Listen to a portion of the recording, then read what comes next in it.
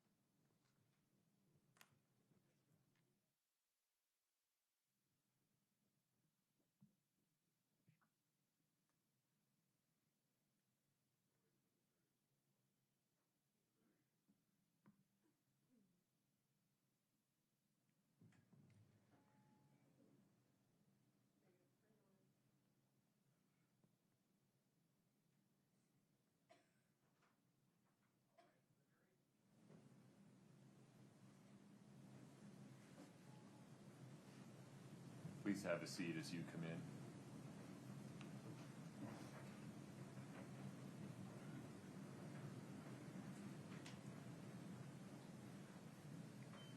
All right, folks, have a seat, please.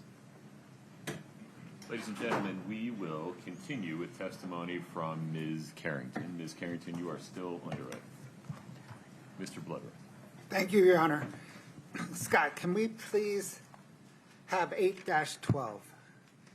Your Honor, this is in evidence already if the court could publish. Understood. One moment. There you are. Ms. Carrington, do you recognize this home? I do. Is this one of the projects of Kouri Richins' real estate business? Yes, it is. Did she use Boomerang Finance to finance this project? Yes, she did. Thanks, Scott. Can I get 5-58, please? Ma'am, do you recognize this document? I do. And what is it? This is an America First bank account statement for Kouri Richins Realty, K. Richins Realty, account 6577 from June of 2021. This is sent directly from Boomerang in response to a prosecution subpoena. Your Honor, the state moves to admit 5-58. Same objection. 5-58 is admitted. Scott, if you could zoom in. Ma'am, what, again, does this information or does this statement present? This is, like the others, this is K. Richins Realty, the account 6577 for June 2021. And you can tell at the top, this came from Boomerang. And then the summary section says, calculates the three accounts. The total is $702,831.96 at the end of June. Did you attempt to verify this bank statement? Yes, I did. Scott, can I get 5-29B, please?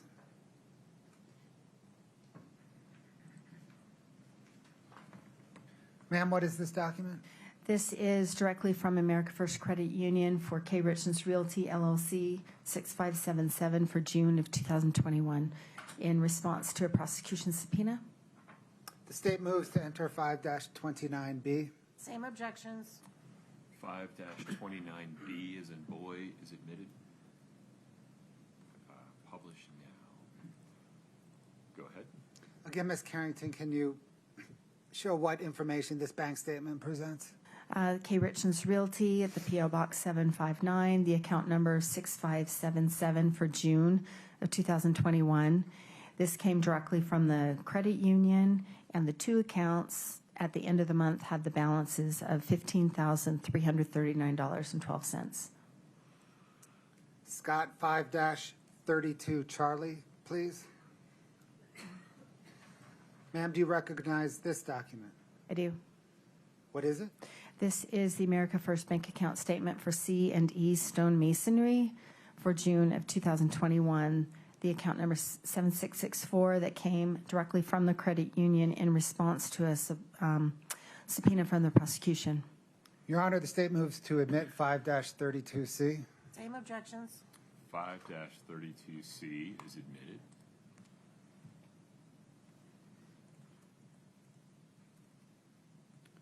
One more time, ma'am. Okay.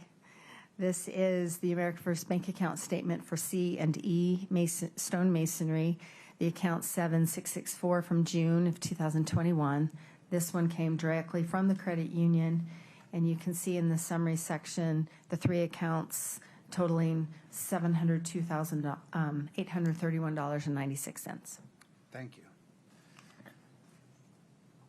I want to switch gears a little bit now. You've used the term funding sources a couple of times. We're going to talk about funding sources, okay? Okay. Scott, can I get 5-93 Delta 2? Ma'am, did you recognize this document? I do. Did you prepare this document? Yes. What material did you use to prepare this document?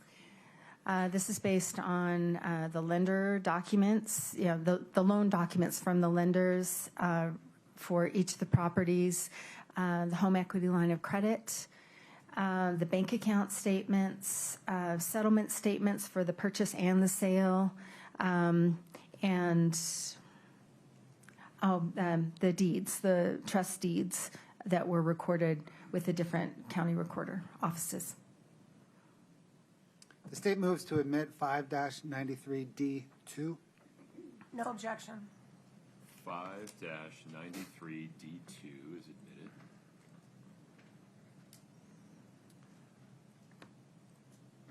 Okay, Ms. Carrington, it might be easiest to step down. I'll let you decide that, but can you explain to the jury the information presented on this document? It might be easier if I step down. It's up to you. Would you turn the lab on? Thank you. I'm going to try and do this without the pointer. So what I've done here along the bottom are just some phases of funding. And as far as the phases of funding, it's not a very hard and fast scientific analysis. But as I looked at all the transactions, they kind of fall into kind of different phases. And so what I've said is, she started her business in 2019. She had the one project early on, and then she had some other projects. And in the beginning, she used a primary lender, Sierra West and Matt Strong, and that's a name that I think you're going to hear over and over. So he's her primary lender for almost all of her, not all of them, but almost all of her projects, a significant number. And then in the very beginning, as we've already talked about, she used that HELOC, draws from the HELOC to fund the projects, the rehab expenses, until it was no longer available because it was maxed out.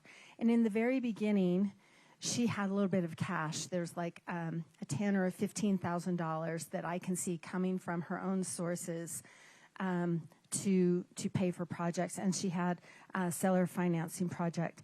And I should stop and say too, I'm sorry, I'm getting long-winded, but she had prior projects that she'd done in South Carolina. And those seemed to be fairly successful. They were smaller projects, and they were before Utah, before she registered her business, so I've kind of left those off. But I do feel like to complete the picture, we need to talk about that. And then Cockerhands and Blackwell, those are two of her lenders so Matt Strong would be her primary lender, so she'd acquire the house with his funds, and then these would be what I'm terming, it's my term, rehab lenders. These are funds that she borrowed to give her money to fix up the house. So I have put these, what I'm trying to depict here, that as time went on, the proportions changed a little bit. And then as time went on, the funding sources changed. So no longer was she using her own cash. That was only in the very beginning. And the HELOC was, as you've seen, remember the chart where it was maxed out pretty quickly. Your Honor, object to narrative. Okay. Mr. Bloodworth, ask a question. I'll ask a question, Your Honor. What changes from the first column to the second column? Okay, from the first column, there's the HELOC and the seller financing and cash. Those don't appear in the second column because those are no longer available. What changes from the second column to the third column? The third column, you can see that the proportions change here. This is where we've talked about Iron Bridge and Boomerang, and Doreen Kouri, as you've heard, comes in. My understanding is that is Kouri Richins' aunt. The accounts receivable loans, those are those payday loans. We've talked a little bit about those. And then Cockerhands and Blackwell are still part of her lenders here.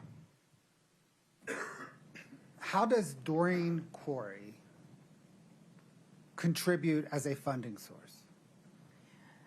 As far as actual funds coming in, I have not been able to locate any funds that came in from her, but her name during this time period is used. She's on that operating agreement that's dated in June of 2021 that gets submitted in the fall of 2021. Her credit is used for the Excel financing and the David E. Gay potential refinances. So she's part of that process. And she's also used for a lot of these payday loan applications. Doreen had a company, a cleaning company, and I understand. And her name individually she's a guarantor on a lot of these payday loans. So is it right then to summarize that she's a funding source because her name and credit is used, but she's not a funding source in terms of a source of cash? I don't believe she's a funding source as a source of cash. I haven't been able to track any of that coming in from her. There might be some, but I've tried my best to identify every transaction. There are some that I still don't know, but definitely her credit and her name are used. So what then changes from the third column to the fourth column? What I attempt to show here is the growth during the fall and winter of 2021, the growth of the accounts receivable loans and Doreen Kouri. This is a time of intense activity in the fall. We've talked about October, November, December into the new year, and that's what that's supposed to show. Blackwell's dropped off until later. Those are the significant changes there. And then what is the change from the fourth column to the final column? So in early 2021, she had sold, Kouri Richins had sold the last significant project that she was going to sell for a while. And so there's not a whole lot of new funding activity except for what I've called the Legacy Way house. Some others are referring to it as the Midway Mansion. That's that big house that she buys and signs on the day after Eric Richins died. And what's different from this column to this column, you see this is all blue. Matt Strong is her primary lender on that house. But then also she uses Cockerhands and Blackwells and the Burns and then these other Lieb, Soto, and Sills all to come together. She uses all of those lenders just to acquire the property. So as opposed to somewhere over here, for example, where she uses Matt Strong to acquire the property and then she uses these lenders for rehab funds, over here she uses all of those lenders just to acquire it, leaving nothing left over for rehab expenses. Okay, thank you, ma'am. We can trade mics now. Thank you. It's off. You can turn it back on if you'd like.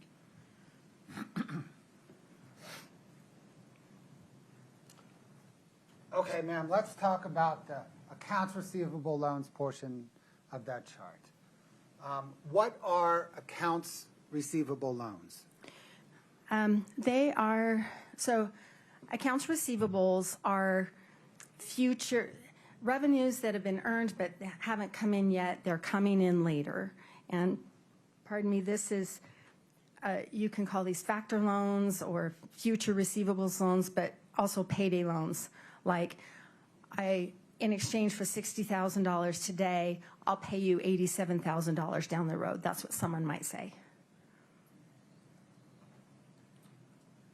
What receivables did Kouri Richins or K. Richins Realty have? They had properties that were in the middle of rehabilitation, remodeling, whatever, and then would have been sold. So those, when they're sold, those are the revenues. So those are future receivables.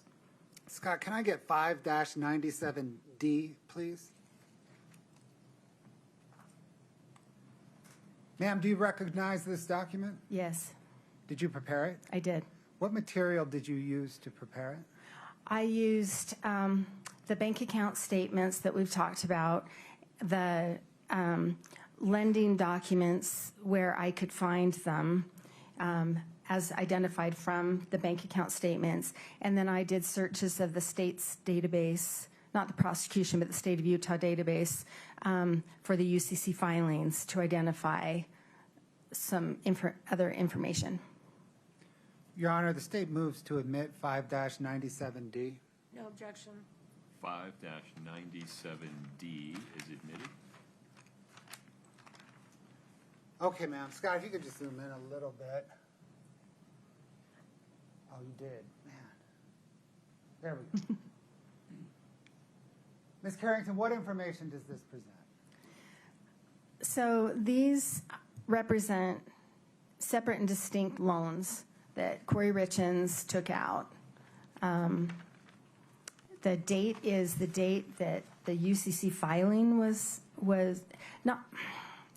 I need to explain UCC filings. Is that okay? Please do. Okay.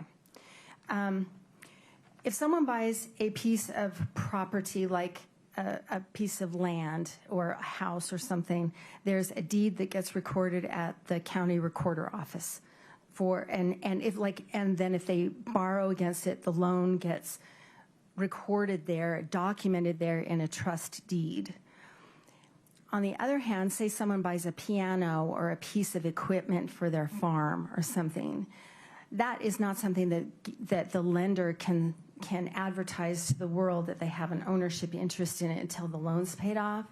So they can't record it at the county recorder's office. So they file something with the state of Utah or whatever state they're in that says, I own this property until this borrower pays back the loan. And it's called a UCC filing. It's Uniform Commercial Code. And that's with the Department of Commerce at the state.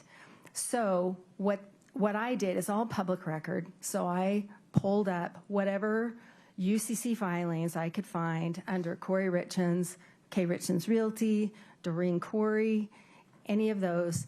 And I was able to piece together a lot of information. And this is the result. So does this present that she borrowed $645,000 of payday loans that she received? Well, that's the amount she owed, right? And then she received $474,000 of that? Yeah, and I could see how I can make this a little bit better, but so then the column that starts with net funds, that's the amount that hit her bank account. And you can see that I've got some gray shaded areas. I can tell from her bank account that she's paying this loan. But there's sometimes when I can't tell which funds came in. Like it says just bank to bank transfer, and I don't know which one applies to, for example, on June 5th of 2021, the funded.com. I can see how she starts to pay $149 monthly to funded.com. But I haven't been able to figure out, and they didn't file a UCC filing, so I don't know how much she borrowed. So I'm not going to make an assumption and put a value in there and calculate a number that I can't support. So the net funds column, she got at least $474,000 into her bank account. And she owed then at least $645,000. That's right. So the receivables purchased, so in my example they gave you a minute ago, she took out a loan. Okay, let's look down here. 9/30/2021, the Greengrass Holdings. So she committed $87,000 of her future receivables to get $60,000 today. And by the time origination fees were taken out, she got $54,000 that landed in her bank account. And in exchange for that, they filed a UCC filing later, actually. But the payment that Kouri Richins committed to was that payment that we've seen, that $5,438. And she committed to pay that every week until the loan was paid back. And so she got $54,000, but she had to pay back $87,000. Let's follow that thread then. Scott, can I get 5-10, please?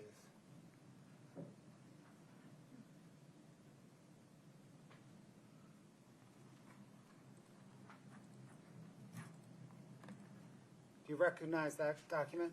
Yes, I do.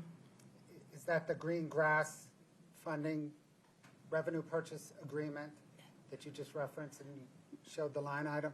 Yes, it is. Your Honor, the state moves 5-10 into evidence.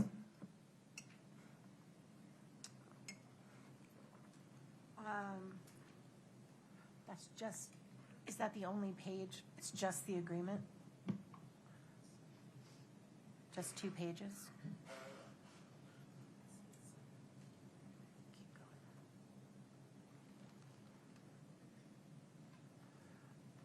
I don't have an objection to that, Your Honor. States 5-10 is admitted.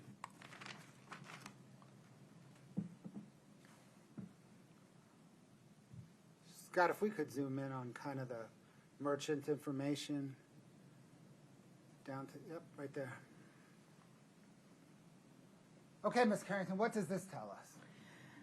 So this is the agreement between K. Richins Realty and other companies with Greengrass as of September 30th, 2021. Did you investigate those other companies listed under the merchant's legal name? Yes, I did. What did you determine? Some of these are related to Kouri Richins, like where she holds her contractor license or something else. And then the LTD's personal cleaning, I believe, is related to Doreen Kouri. Other than the one related to Doreen Kouri. And is that, by the way, what you meant by Doreen Kouri as a funding source in part? Your Yes. Honor, based on that, this line of questioning, I would object this line of questioning, continuing objection on our prior objections. Overruled. Please proceed. Except for the LTD personal cleaning, did any of the other companies connected with Kouri Richins have revenues? I don't believe so, no. It's possible the WCA Enterprises, she's got a couple of projects where the buyer is K. Richins Realty LLC doing business as WCA, but as a standalone enterprise, I had requested the state subpoena documents, bank accounts, or anything that would support the fact that they had revenues, and I'm not aware of any bank accounts that they have.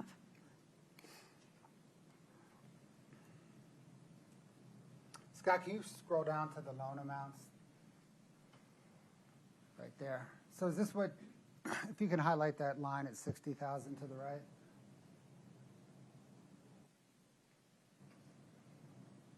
I think you already did, but just to be super clear, can you please explain that line?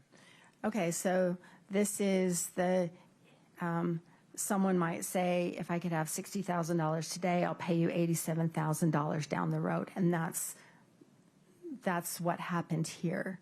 It was purchased at 15%. The payment frequency is weekly, and there's that $5,438 payment requirement. And did we see some of those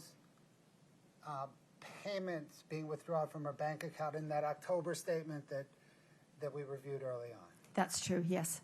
Did Kouri Richins continue to pay on that loan throughout the end of 2021 and into early 2022? She did not. Why not? What happened?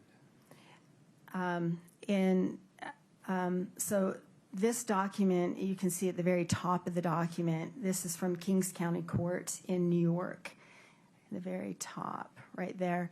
And the date there is December 9th, 2021. Greengrass filed a lawsuit against K. Richins Realty, all of these companies, Kouri Richins personally and Doreen Kouri personally, for non-payment of the debt. I can identify a small set of payments, and after that, payments were not made from the bank account, and that is also what the complaint says. Objection to this whole line of questioning based on our former objections, Your Honor. Overruled. Scott, can I get 4-17, please?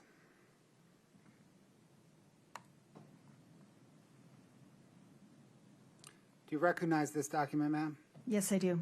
And what is it? This is the summons that's related to that lawsuit that I just explained. And I believe somewhere there's the seal on the document. Oh, it's the summons and the complaint.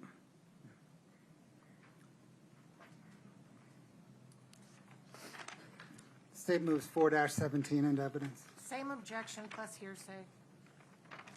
Not sure this is. Would you approach regarding the hearsay objection?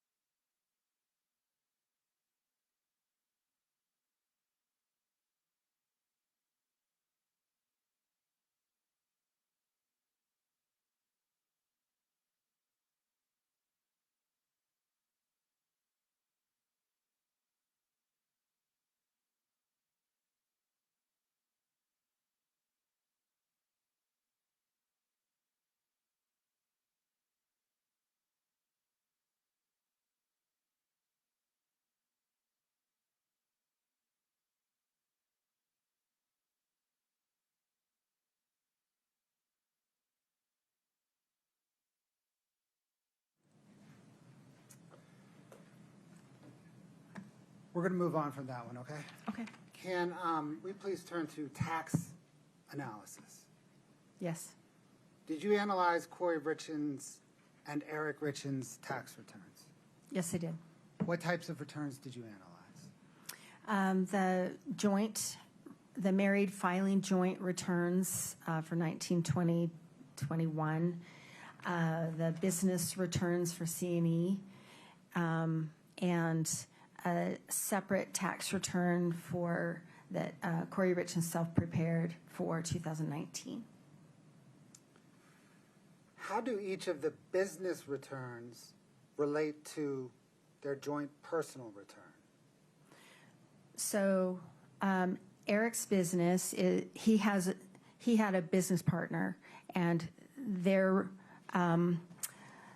earnings that he and his business partner drew from the company were reported on a K-1. It's a document then that gets filed with their personal return. I'm sorry, I'm trying to be succinct. And Kouri Richins, having it be a one-person entity, all of her income, whether or not it was reported on K-1, would just flow through to the personal return, usually on a Schedule C. So one way or another, each of their business income or business loss would flow to their joint personal return. That's right. Did you analyze KRR's, Kouri Richins Realty's return? Yes. Were her tax returns helpful in understanding her financial narrative?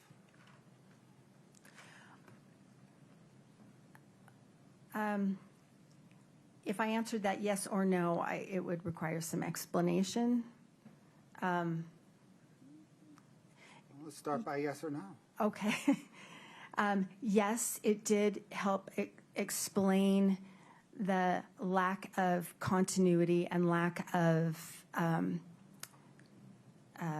reliable accounting, and no, because of that the things that she reported to her tax preparer. Objections, same objections we raised previously. Would you approach for a minute?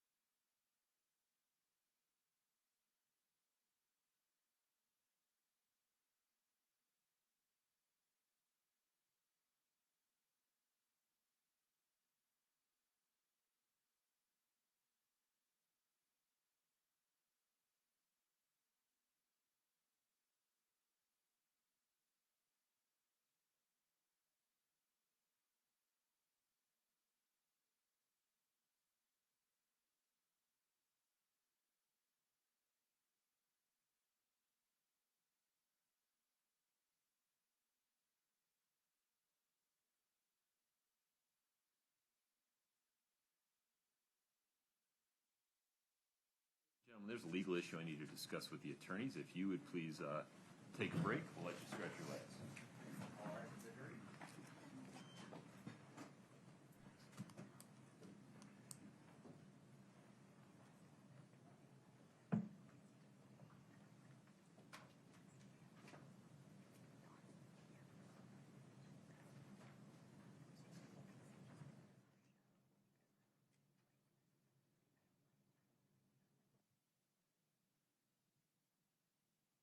All right, folks, have a seat. Mr. Bloodworth, to help me rule on defendant's objection, would you please proffer for me where we're headed regarding the tax returns? Yes, Your Honor. I think in response to that question and maybe the next one, Ms. Carrington will testify that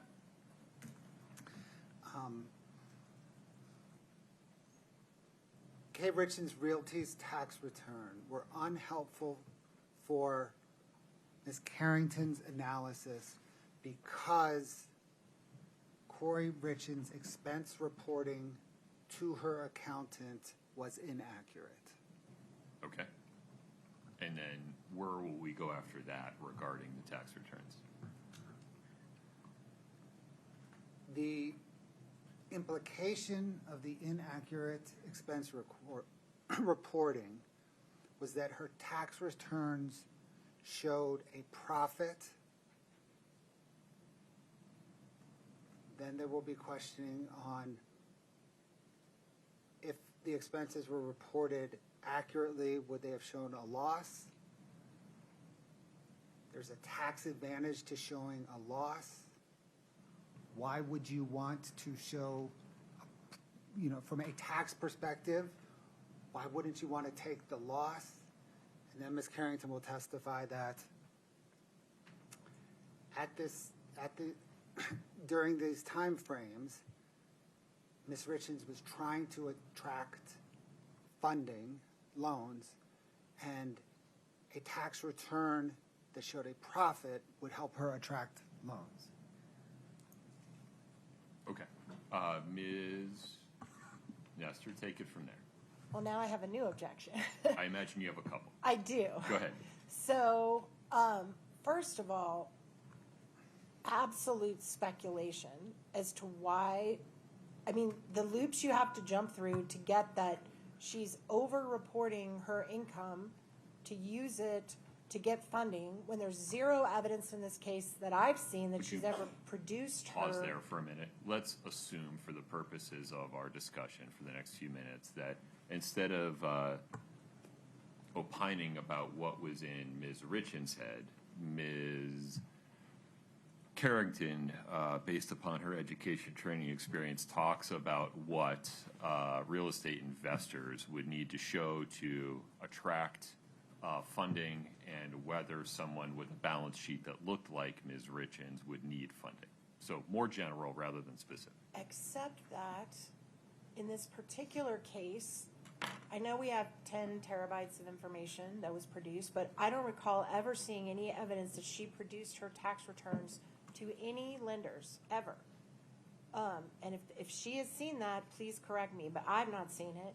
So if there's no evidence in the case to support this speculation, then it is speculation, it is prejudicial, it's harmful, and it shouldn't come in. But I also think if she's, to whatever extent, for whatever reason, if she's filing false tax returns, that's a crime.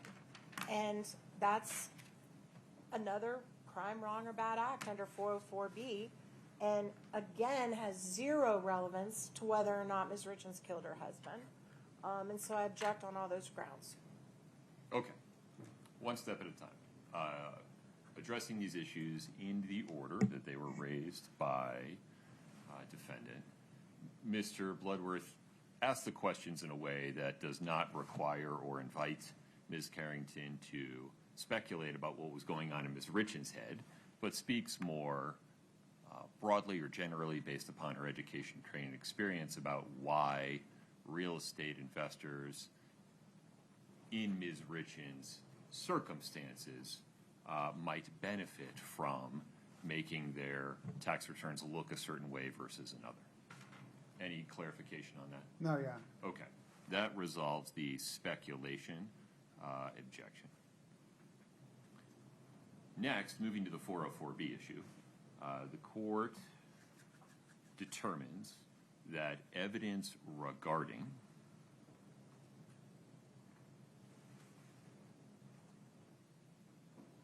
the appearances that Ms. Richins was preserving regarding the success of her real estate investing business, circumstantial or direct, and evidence regarding the potential consequences that would flow if those appearances were shown to be without basis or not accurate, circumstantial or direct, are probative of a non-character purpose of showing motive.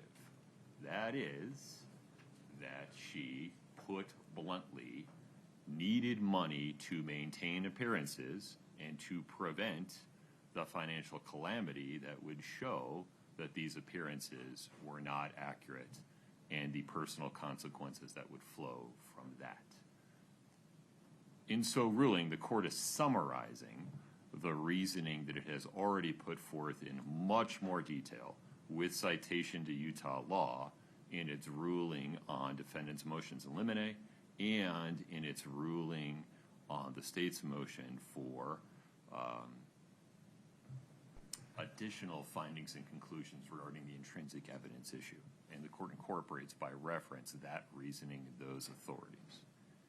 However, to make sure that the jury does not inadvertently and improperly revert to a propensity-based drawing of inferences, Ms. Nestor, do you want me to make another instruction that makes specific reference to the taxes? Yes.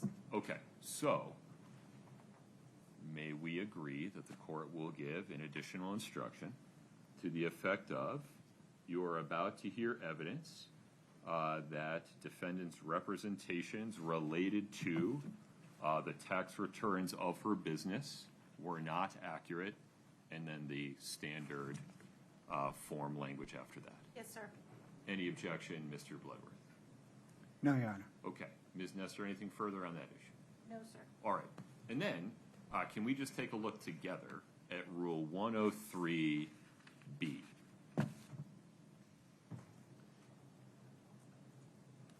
Which states that once the court rules definitively on the record, either before or after trial, a party need not renew an objection or offer of proof to preserve a claim of error for appeal. I respect genuinely that Ms. Richins disagrees strongly with many of the court's pretrial rulings. That disagreement has been preserved for the record. It will be reviewed on appeal. To the extent defense counsel is worried about having to reassert any of those objections, they need not do so under Rule 103B. Totally respect what you're saying, Your Honor. My only concern is that as we litigated this, we did not go document by document and say, these documents are the ones we have problems with. These are the documents we're okay with. My understanding of our discussion earlier this morning, and I might be wrong, and please correct me, but my understanding was that I was supposed to let the court know when we get to the documents that I think fall under what we've talked about. There are documents in here, as I said this morning, that we don't have any problem with. Most of our demonstrative exhibits, you'll note, I'm not making objections to those. They're coming in sans objection. But some you double down on regarding the Barney house. And so it's hard to tell whether you're just reasserting the objection every time or if you're choosing. And that's why on occasion I have to ask whether this is a new or different objection. So I can try to do better about alerting the court if there's a new ground, but I'm still concerned because we don't have a ruling anywhere that I've said Exhibit 632 falls under, we believe falls under the court's ruling and therefore falls under our objection. We've never done that. So the fear that I have, well, I totally agree, that's what Rule 103 says. I understand I can have a continuing objection, but the problem with that is we've never, in any of our litigation, said this set of documents. Well, your motion in limine certainly did. It listed about 20 documents, and then I denied it. So you know that those 20 are not a problem. But nonetheless, we are where we are. Right. So feel free to proceed as you are, but to the Okay. extent you want another specific ruling Okay. because you feel like we haven't discussed it before, you Alert have you. to say more. Otherwise, I Understood. won't know what you're talking about. Absolutely understood. So my intention, for the record, is to try to comply with the court's ruling not to have a speaking objection. When I say previous objections, I'm saying this document, we believe, falls under what you've already ruled on. If I have something that's new that I don't think you've ruled on at all, I will let the court know that. I appreciate that. Thank you. Okay. Anybody need a break before we invite the jury back in? Mr. Bloodworth? No, Your Honor. Ms. Nestor? No, you're Okay. Tasia, we're ready for the jury.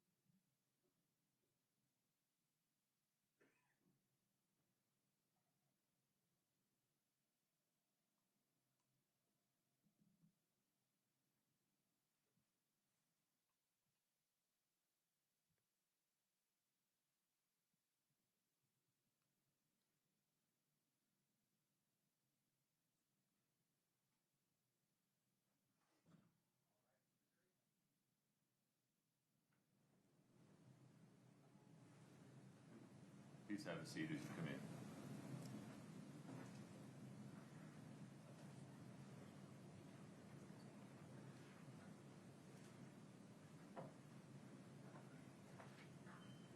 Okay, please have a seat. Ladies and gentlemen of the jury, an additional instruction. You are about to hear evidence that defendant's representations related to her business's tax returns were not accurate. During the period of time before the acts charged in this case. This evidence is not admitted to prove a character trait of the defendant or to show that she acted in a manner consistent with that trait. You may consider this evidence, if at all, for the limited purpose of determining whether defendant had any particular motive. Please keep in mind that the defendant is on trial for the crimes charged in this case and for those crimes only. You may not convict the defendant simply because you believe she may have committed some other acts at some other time. Please proceed. Thank you, Your Honor. Ms. Carrington, let me pick up with that last question. Maybe we'll just answer it again to get back on track. Were K. Richins Realty tax returns helpful in your understanding Kouri Richins' financial narrative? And I answered yes and no, or yes or no. Yes, they were helpful to understand the fact that everything didn't match. The money that came out of the bank account that was spent was not reported the same on the tax returns. Well, let me say, was not reported the same to the tax preparer, and therefore not accounted for correctly on the tax returns. And then no, because the same thing. If the accounting is not reliable, that doesn't help me understand fully and accurately what was going on in her business. Does this relate back to how you had to calculate expenses as it relates to Kouri Richins rehabbing homes? Yes, that's along the same lines, yes. And it's those expenses, or is it those expenses that were underreported to her tax accountant? Well, there's that, but there's also the fact that the whole body of those loans we've just looked at was not included. And in looking at the tax preparer's documents that he relied on to put the tax returns together, it's clearly missing. None of those loans is listed as a liability against the revenues, and the documents also show that the only loans that he understood that K. Richins Realty had and was obligated to repay were the loans based on that were related to the properties.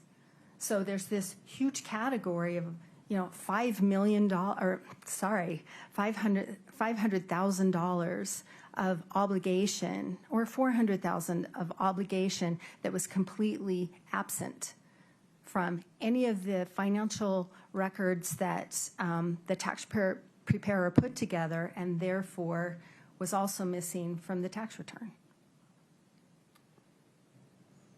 What was the effect of this inaccurate reporting on K. Richins Realty's tax return?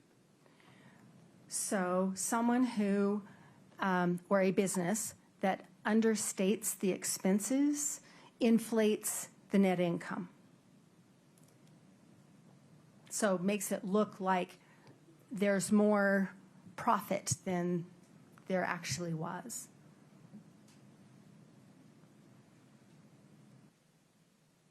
Wouldn't there be a tax advantage to having a business loss? Yes, or having a lower net income, yes. Setting Kouri Richins aside for a moment, based on your training and experience as a forensic accountant, why would a business person want to inaccurately, from a tax perspective, want to inaccurately report their expenses and end up paying more tax? Most, I don't know. If taxes, if expenses, revenues and expenses are reported correctly, there is a tax liability, assuming they made a profit. If those are understated and it makes it look like they made more profit, they would owe more tax. If the opposite were true, they would pay less tax. And so it depends on what that person's or business's objectives were. What would a business objective be to want to pay more taxes? Back to speculation. Overrule. To avoid showing a loss so that the business appeared more successful. Why would a business similar to Kouri Richins, a business with a financial position similar to Kouri Richins' financial position want to appear more successful? Well, if things had been reported accurately, she was operating at a loss. And so that would have been reflected, especially for 2021. That would have been reflected in an accurate tax return, would have shown a loss there. And during the time, especially the tax return that was prepared in the fall of 2021 that wasn't accurate, that's a time when she was actively seeking funding for, she acquired 3 new properties in November, and she, Back to speculation. Overruled. factually speaking, she acquired 3 new properties in November of 2021, adding $1.1 million to her debt. She didn't pay anything toward those acquisitions, so she borrowed everything to acquire those properties. And in December is when she put the offer in on that big house. And so these are months that coincide with the inaccurate tax returns in which new projects were being acquired or contemplated, and funding was being sought for those. Did you investigate whether Kouri and Eric Richins had any tax liabilities? Yes. Did they? Yes. Do you know about how much? I know at least number. What is the at least number? Let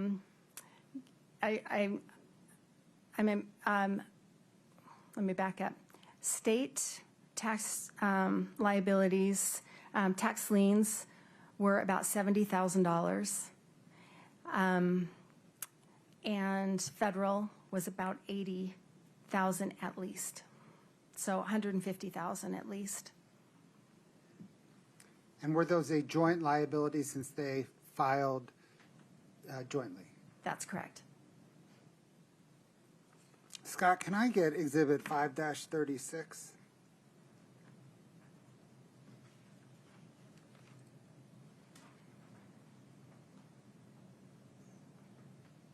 Are we frozen? It's possible. Let me fix that. My apologies. Or maybe it's a scroll down problem.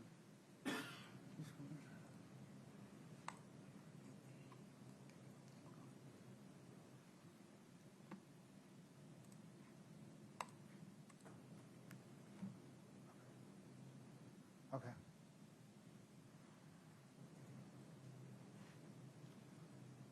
Ma'am, do you recognize that document? I do. What is it? This is the bank account statement from America First Credit Union for Kouri Richins, the personal checking account 5244 in May of 2021. This is directly from the credit union in response to a prosecution subpoena. Your Honor, the state moves to admit 5-36. Same objections. 5-36 is admitted. Scott, if you could scroll down to the check.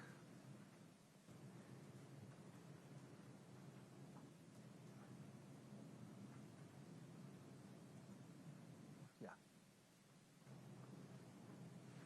Ms. Carrington, what is this? This is a check from the C&E Stonemasonry account, and it's payable to Eric Richins, dated April 29th, 2021, for $36,000. And the memo on it indicates taxes TC-546, and that tells me that's a Utah State Tax Commission payment. And based on your analysis, did C&E provide Eric and his business partner, Cody, for that matter, distributions in order to pay their taxes? Object to hearsay. I don't understand the hearsay objection there. That's how she knows. They told her. Why doesn't lay some foundation for how she knows? Did in reviewing the C&E accounting materials show that C&E distributed to both Cody and Eric Richins estimated tax payments? Yes, no one has told me that, but I can see from reviewing all the bank accounts that there are pairs of transactions, and they are for Eric Richins and his business partner habitually over several years, and they are for different tax liabilities. One moment. The hearsay objection is overruled. Please proceed. Thank you, Your Honor. Ma'am, did you trace this check? I did. If we can go back to the main document, Scott. Can you show your tracing of this check? Sure. Scott, if you can scroll down, down, down. Okay. Right there. So mid-screen, you see April 30th, the deposited check item for $36,000 to go over there.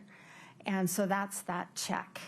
And they're included in this exhibit is the deposit slip, so I can match that up, plus the check copy came with this, so I know this is the same $36,000. And then sorry. At the time that was deposited, what was the account balance? 83 cents. Okay. Can you pick up the tracing from there, please? Yes. So in doing a tracing, I look at the balance at the time a specific transaction is made.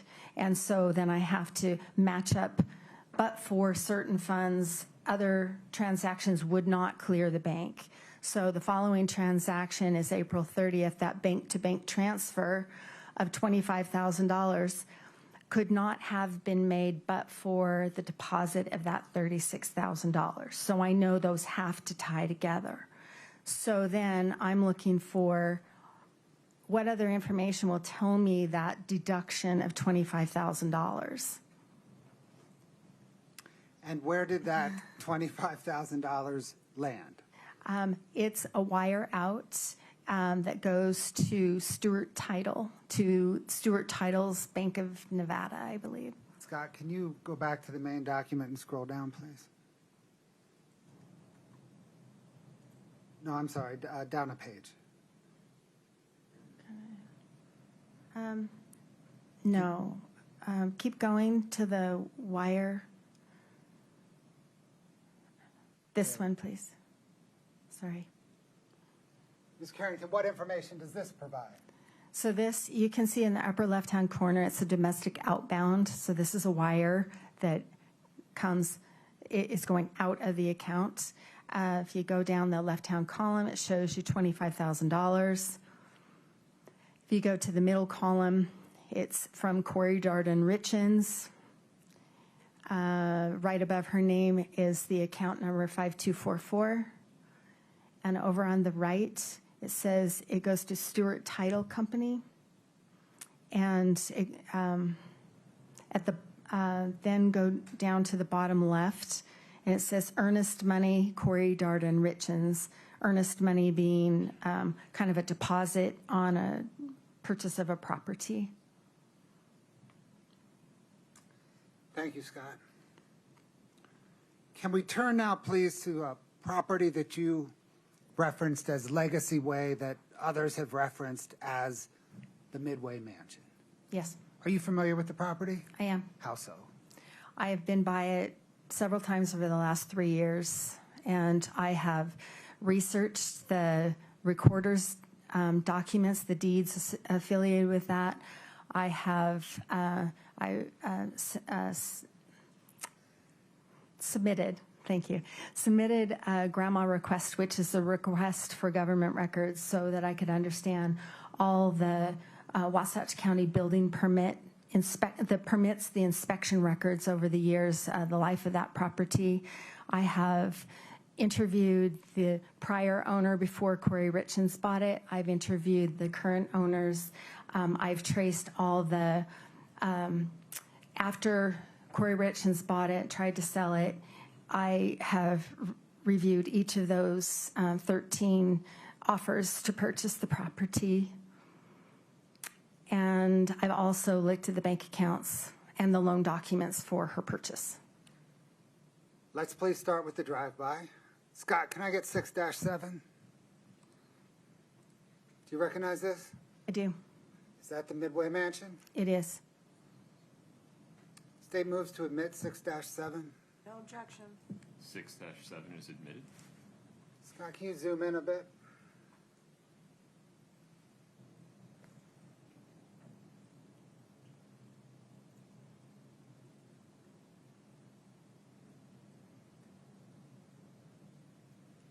Scott, can I get 6-8, please?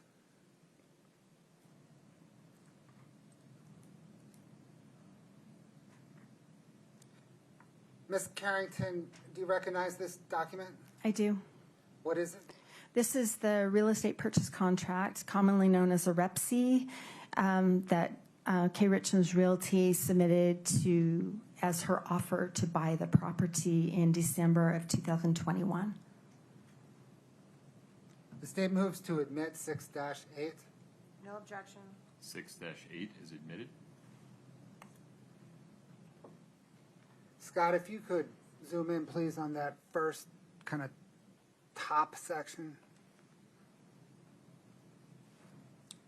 Ms. Carrington, what information does this provide?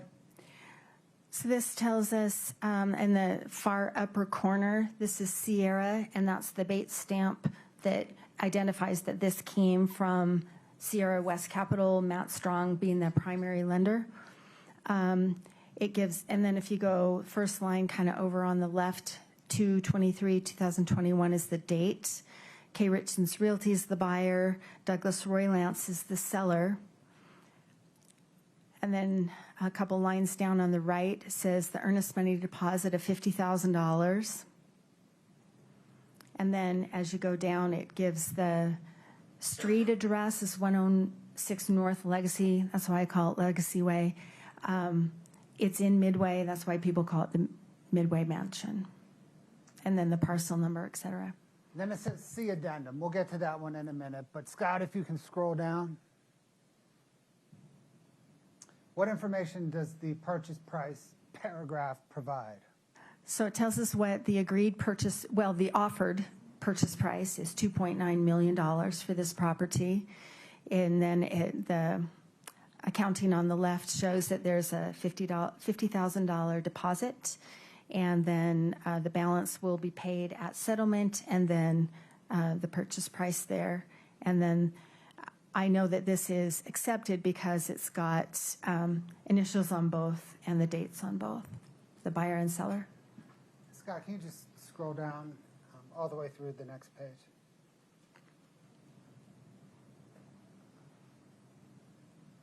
Keep scrolling.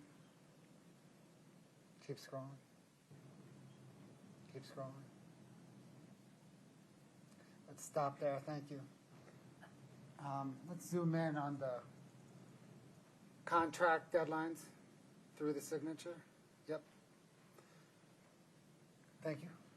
Ms. Carrington, what information does this provide?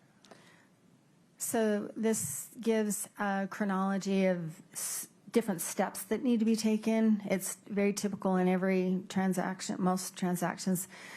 Sellers have a duty to disclose any of the warts and problems with the house. Those are due by January 7th of 22. Due diligence means that's the opportunity for the seller, that's an opportunity for the potential buyer to do any homework, anything that they need to do as far as due diligence before they sign. That's due February 4th. Financing and appraisals, that's also for the buyer to arrange financing, funding, do any appraisals that they want to do, and they have until January 7th to do that. And the settlement deadline, that means this deal has to close by March 4th of 2022. Does that March 4th date hold any significance in this case? Yes, it does. What's that? That's the day that this property deal closed and Kouri Richins purchased this house. Did she purchase it on March 4th or March 5th? I'm sorry, March 5th. March 4th is the date that Eric Richins died. Thank Let's discuss the warts and problems, please. Scott, if we can go down to just keep it up, zoomed out, right there. Is that the addendum that was referred to earlier? Yes, it is. Addendum 1. Okay, I'm going to walk up and present you with a printed copy of 6-8.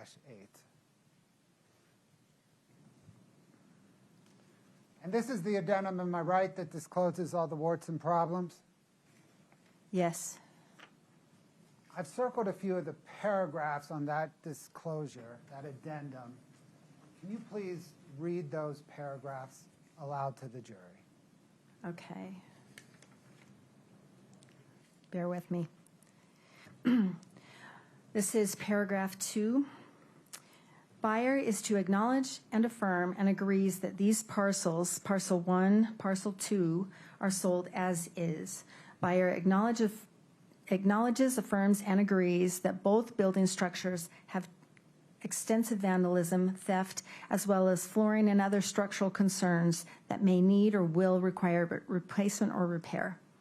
Due to delays in construction and the permitting/approval process, the structures have been idle, exposed to the elements, and are not habitable, and are also suitable in many ways for continued construction. Damage has occurred because of the idle status of the projects. Buyer affirms buyer's intent in moving forward with the building project or abandon the project altogether based on buyer's own investigation of said structures in their state of idleness, disrepair, unfinished, and uninhabitable quality. Additionally, animals may have taken up residence in the ventilation systems for which there may be additional damage. Buyer acknowledges and affirms that buyer accepts the property in its unfinished, disassembled, unrepaired, damaged state and agrees to confirm through buyer's own due diligence which repairs and remediation efforts are necessary.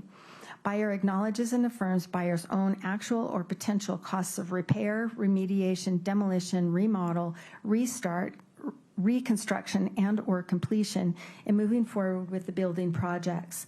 Buyer agrees to purchase and accept the parcels, buildings, structures, and all aspects of the purchase of said parcels on an as-is basis and waives and releases any and all claims against seller or any deficiency, unexpected outcome, or unknown condition, cost, delay, failure, or liability. Paragraph 3. Buyer acknowledges, understands, and affirms that sale of said property is sold without all or necessary or desired permits, certificates, or allowances to build or complete the building process from Wasatch County or other governmental agencies. And buyer is and buyer is to be solely responsible for obtaining any required building permits from Wasatch County or any other necessary government entity. Buyer acknowledges, understands, and affirms that seller's building process was halted by the governmental permitting or allowance process, and as such, buyer intends to purchase these parcels as is, with full understanding that buyer may also face challenges and costs in obtaining necessary or desired permitting allowances to build, rebuild, or complete the building and occupancy process. Buyer acknowledges, understands, and affirms that the structures do not have certificates of occupancy, necessary approvals through all required inspections, and other indicators of structural habitability. Paragraph 4. Buyer acknowledges that seller has been working with the Army Corps of Engineers over a lengthy period of time and that this entity is currently requiring additional wetlands evaluation of various materials, including water, environmental, etc. The Army Corps of Engineers may require other tests, requirements, and certifications, etc., that are to be completed to their satisfaction. Buyer acknowledges, understands, and affirms that the Army Corps is an independent government entity separate of Wasatch County, and that the Army Corps may require its own permitting, which Wasatch County may also require in order to obtain building permits. Buyer acknowledges, understands, and affirms that the Army Corps of Engineers does not monitor or collaborate with Wasatch County in any way. Wasatch County may or may not issue building permits independent of the Army Corps of Engineers. Buyer acknowledges, understands, and affirms that buyer, not seller, is responsible for moving forward with the Army Corps of Engineers and all other governmental organizations that may have oversight or control of the parcels and building projects and occupancy certification processes. Buyer acknowledges, understands, and affirms that the process of moving forward could take considerable time, present costs, delays, hardships, and burdens to buyer.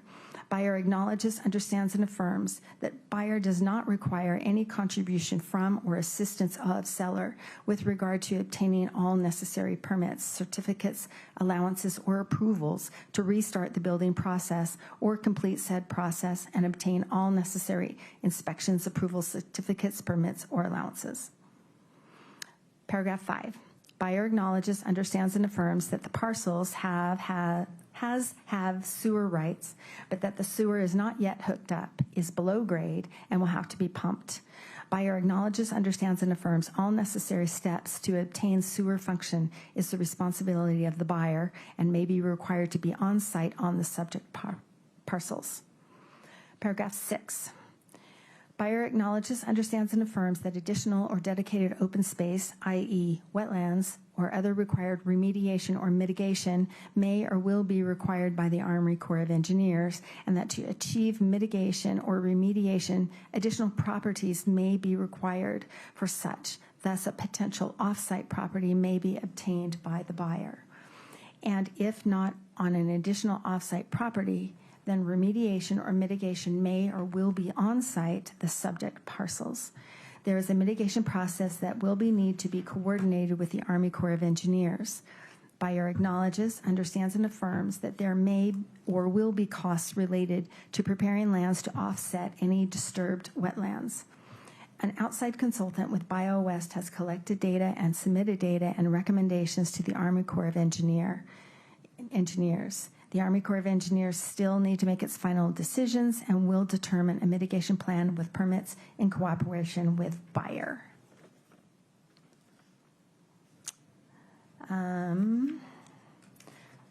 Paragraph 12. Buyer acknowledges, understands, and affirms that the Army Corps of Engineers may or will require further evaluation and study of wetlands underneath mounds of fill soil on the parcels.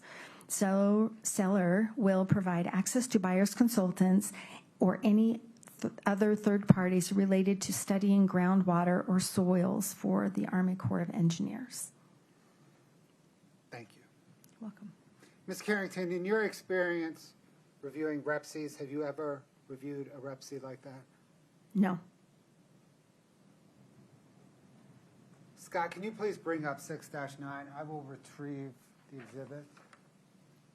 Thank you, ma'am.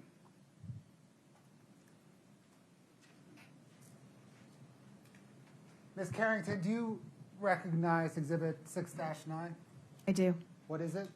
This is the settlement statement for the Legacy Way Midway Mansion property, where Kouri Richins Realty is the buyer and Douglas Roylance is the seller. And this is the final version of the sale.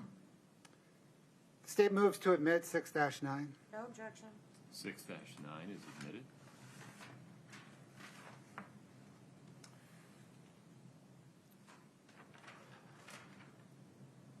Ms. Carrington, what information does this present? And if it's easier to step down, please do it. I don't know what's easiest. It might be, since I don't have a...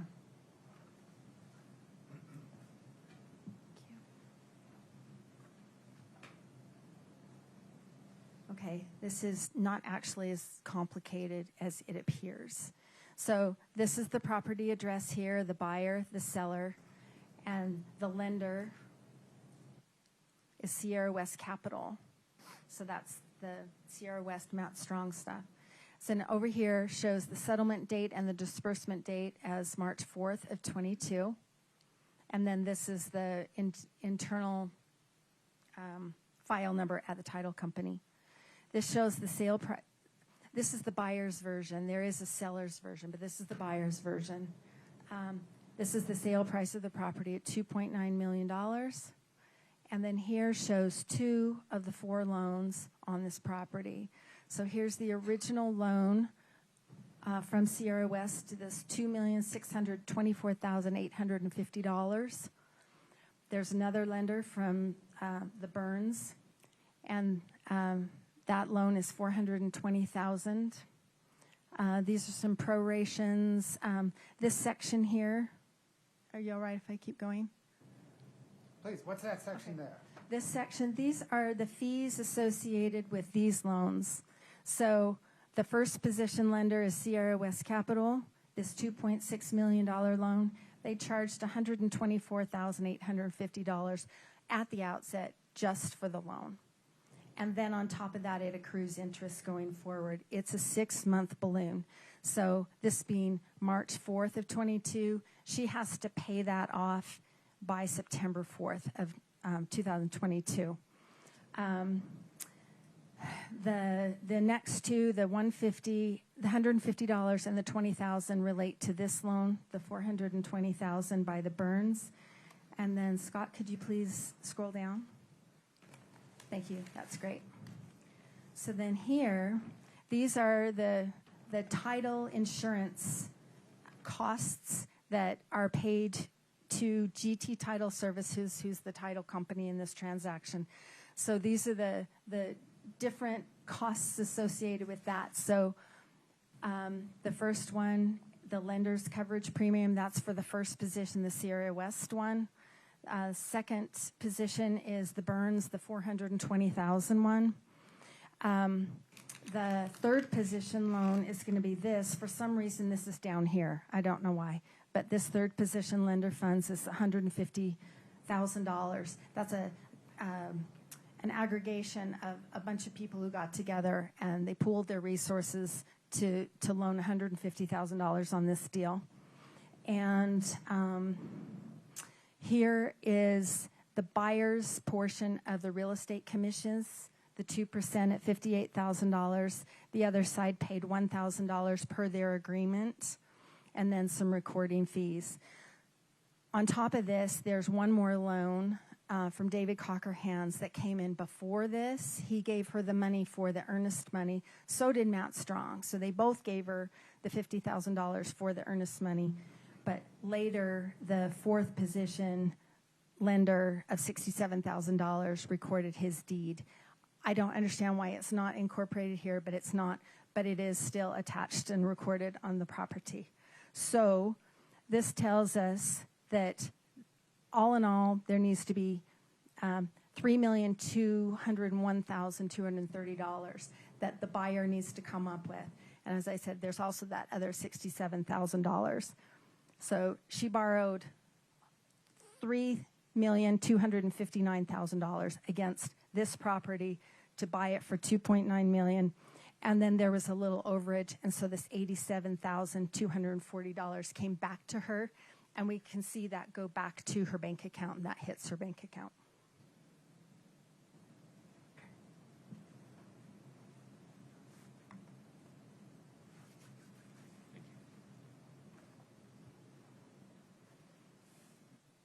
So does this show that she borrowed $3.2 million from other people to close on a $2.9 million house, and at closing she walked away with $80,000? $87,000, yes. On the day that the Midway Mansion closed, how much was it worth? $2.9 million, because that's what she paid for it. That was the agreed price on that for that transaction. Is it worth? Is the real estate market like other markets in that the value of something, whether it's gold, oil, real estate, the true value on any given day is what a willing buyer and willing seller agree to? Yes, and so in addition to the fact that that's what the market dictates, the IRS rules also say that a transaction is valued between a willing seller and a willing buyer, and industries function like that all the time. business valuation, a forensic accountant who conducts a business valuation of a business will use that same concept. Did you use that same concept in valuing all the properties involved in this case? I did, because that's what she paid for them.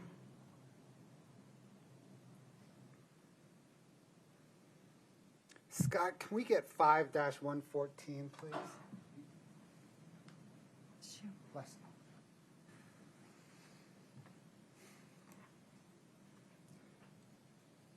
Ma'am, do you recognize this agreement? I do.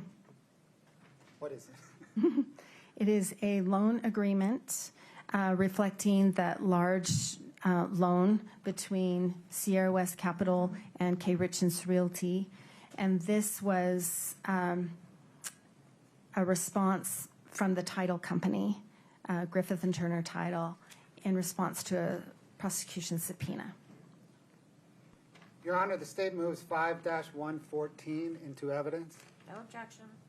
5-114 is admitted. And just, Scott, yeah, perfect. So this is, am I right, is this the loan agreement between Kouri Richins Realty and Sierra West for the Midway Mansion? It is. And Sierra West was the biggest lender at $2.6 million. That's right, yes.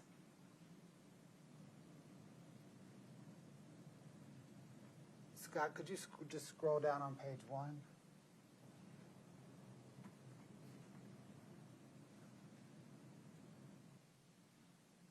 Scott, could you go to page 12, please? And is this part of what is, are we looking at what is known generally as a closing packet? Yes, that would be consistent, yes. These are the closing documents on the Midway Mansion, at least this, the closing documents for the largest funder on the Midway Mansion. That's right, yes. And is this the signature page? Yes, it is. And is that signature notarized on the 5th of March? Yes, that's correct. Scott, can you go to page 21, please?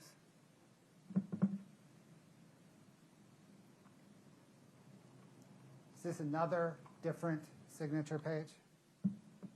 Yes, this one is basically acknowledging that the company that's buying this authorizes Kouri D. Richins to act on its behalf. Scott, can you go to 27, please?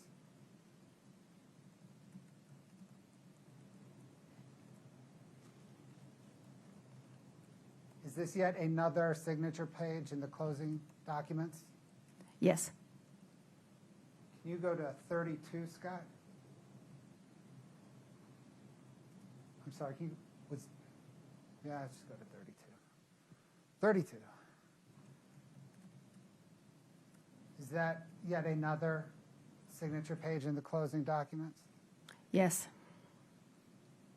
And 33, Scott?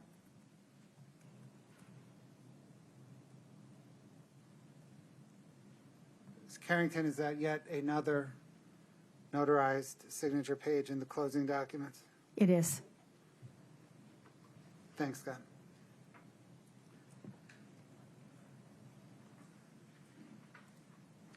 Ms. Carrington, based on your analysis, did Ms. Richins have the ability to service the $3.2 million in debt when it came due in 6 months from closing?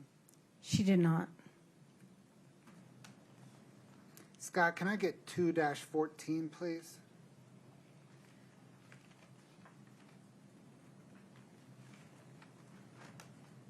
Ma'am, do you recognize this document? I do. What is it?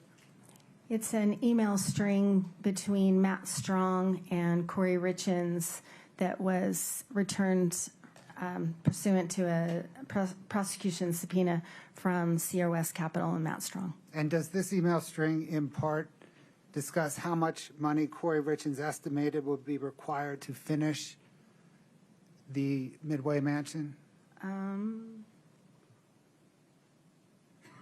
We can scroll through it.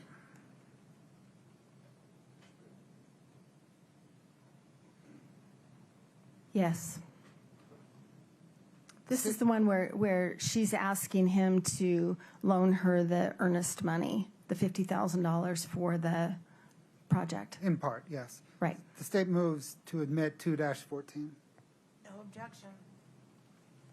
2-14 is admitted. Scott, can you publish the part you had highlighted on our screens? Scott, let me know when you're ready. Okay. I'm going to give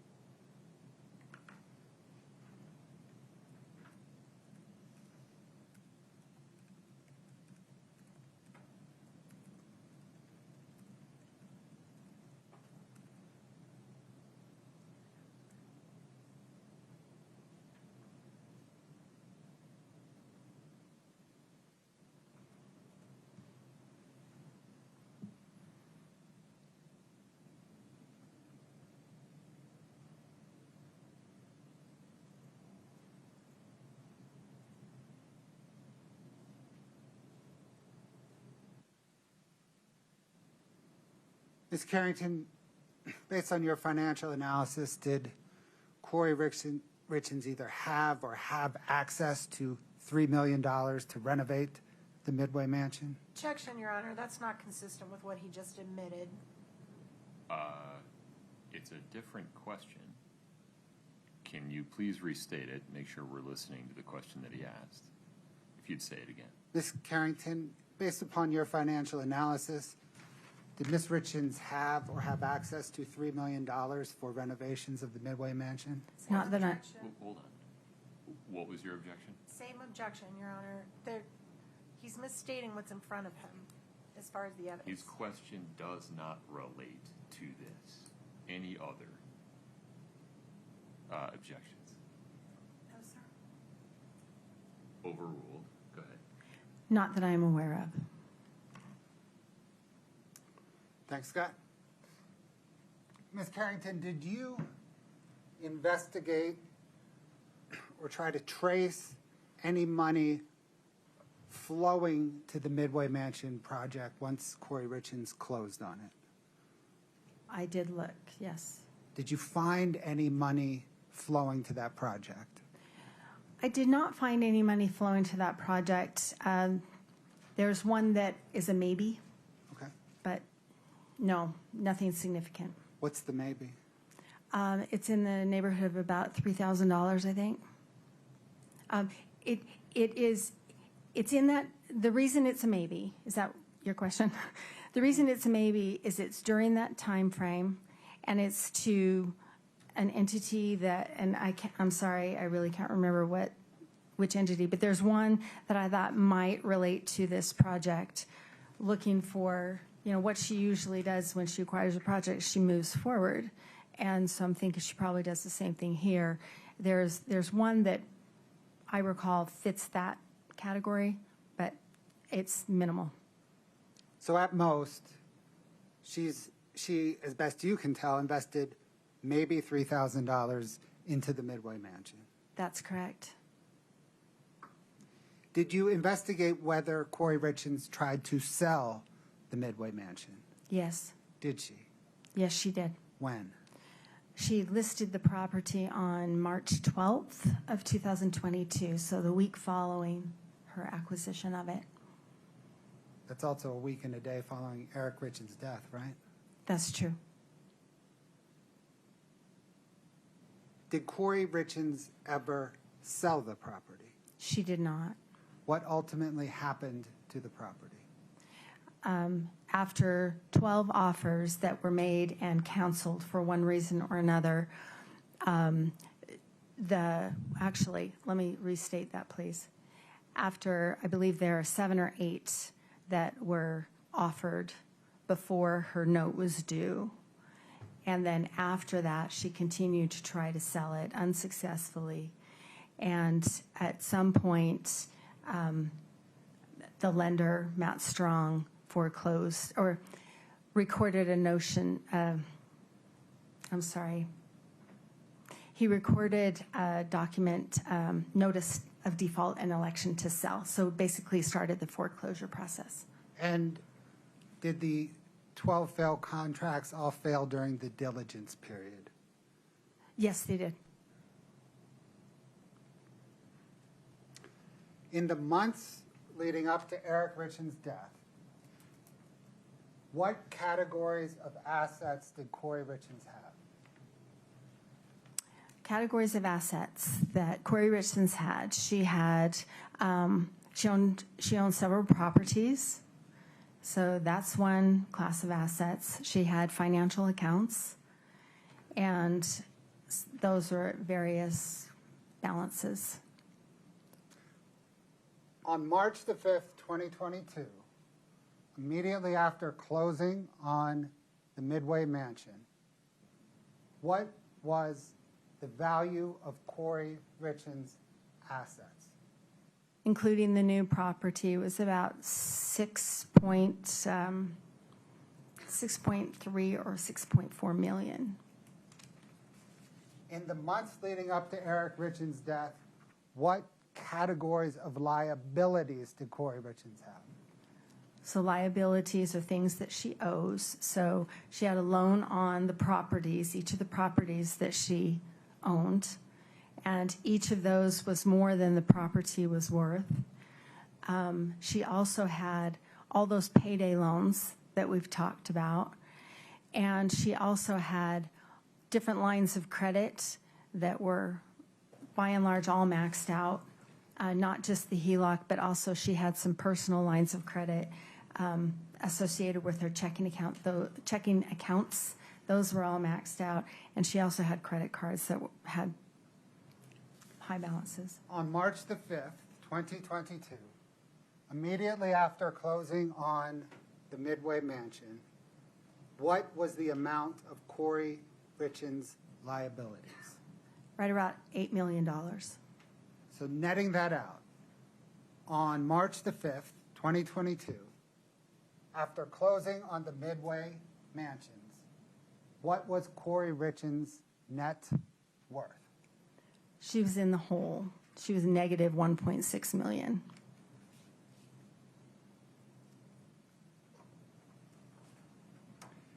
As a forensic accountant, have you formed an opinion as to Kouri Richins' financial position on March the 5th, 2022, after closing on the Midway Mansion? Yes. What is your opinion? As of the date that Eric Richins died, Kouri Richins was in financial distress, and her financial enterprise was collapsing, had been collapsing, but for a significant infusion of cash and capital would have continued to collapse. It was imploding. Her debts and liabilities far outweighed her assets, and even if she had sold everything she had, it would not have been enough to get back to zero. Let's turn briefly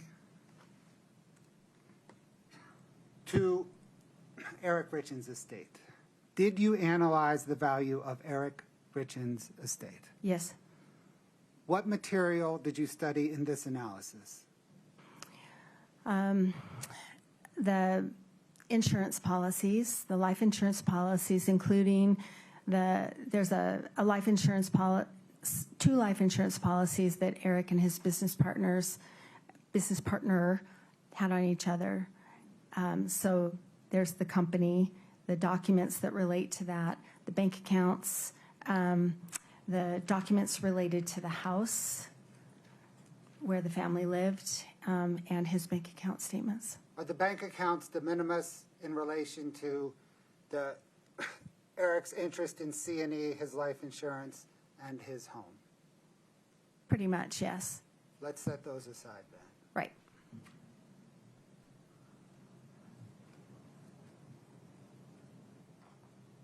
How is Eric Richins' interest in C&E, or how was Eric Richins' interest in C&E determined upon his death?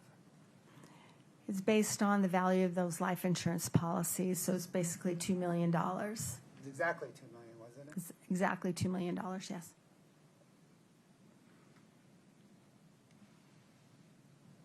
Scott, can I get 7-28 Delta?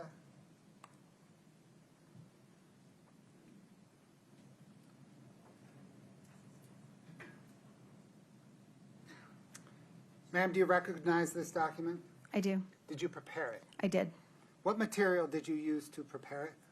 The insurance policies of each of these insurance policies, the applications for a couple of them, the claim information, and also the payout of these policies.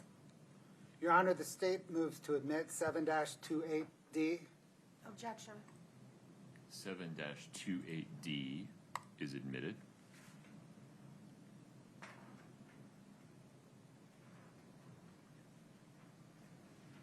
Ma'am, what again is this? This is just a simple list of the different life insurance policies. I have not included the buy-sell agreement policies, the $2 million that benefited Eric's business partner, but these are the others.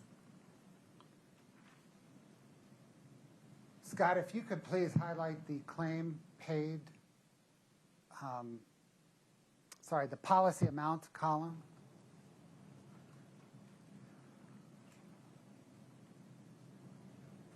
Does this show that Eric Richins had $2.2 essentially $1 million in insurance upon his life? Yes. Scott, can you go to the claim amount paid?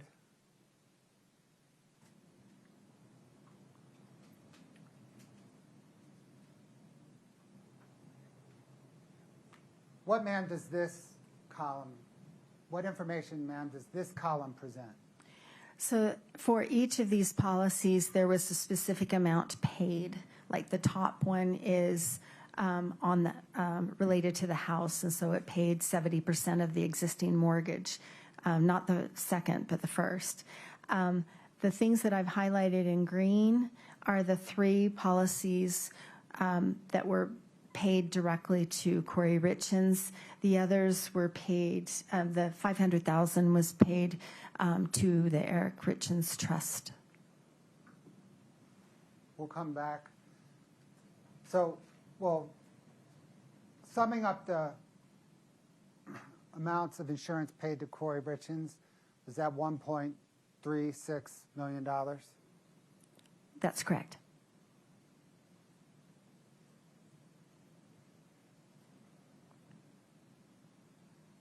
Thank you, Scott. We spoke earlier about Eric Richins' premarital home. Yes.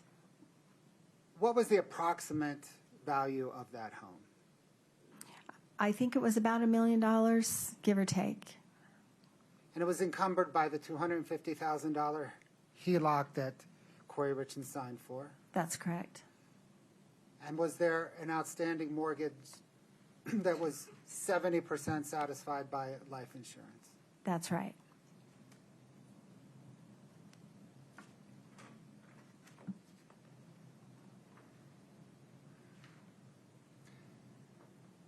We talked about the $1.3 million in life insurance proceeds that Kouri Richins received upon Eric Richins' death.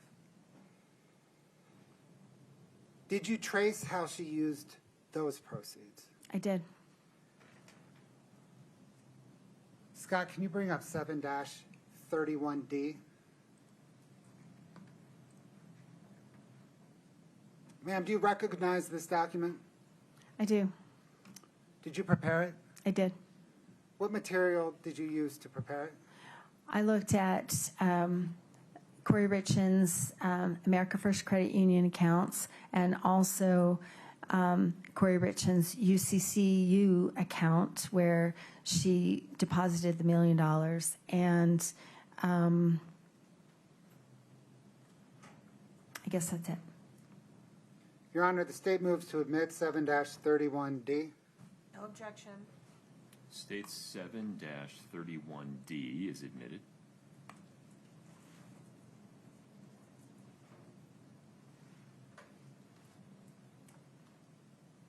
What, ma'am, does this present?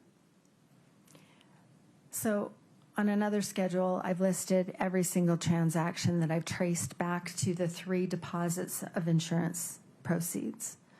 And so the first line of this shows on June 16th, 2022, she got a little over $1 million from the auto owner's life insurance policy. And what I sought to show is before the money came in or as the money came in, how much was in her accounts. So she had $543,000. I'm sorry, let me back up. She got the $1 million in. And then the next one down on June 25th, the $251,000 that comes in. When that comes in, what was the balance in her account before the second policy was paid? And she had $543,000 in that account. So basically she spent about half of the $1 million between the 16th and the 24th.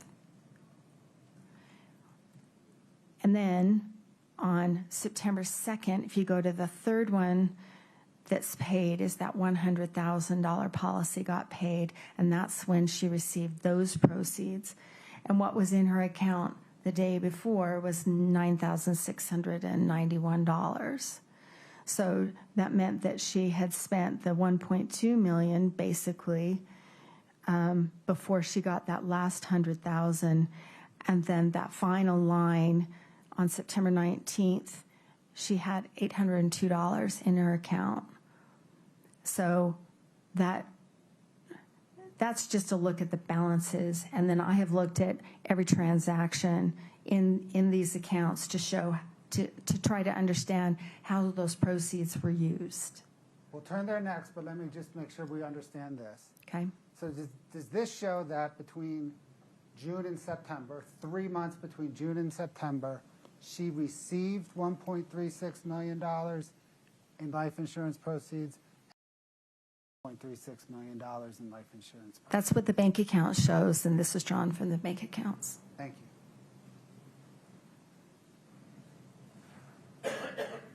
Scott, can you bring up 7-29D, please?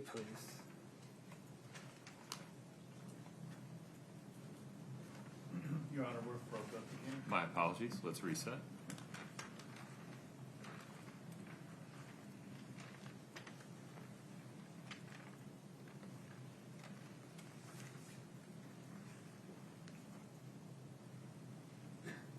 I need you to unplug and plug back in, Scott. Oh, there you are. I apologize.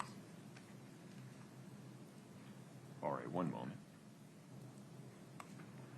7-29D is visible to the witness.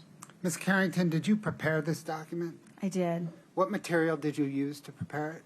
The bank accounts that I just spoke of, the America First Credit Union accounts, and also the UCCU account.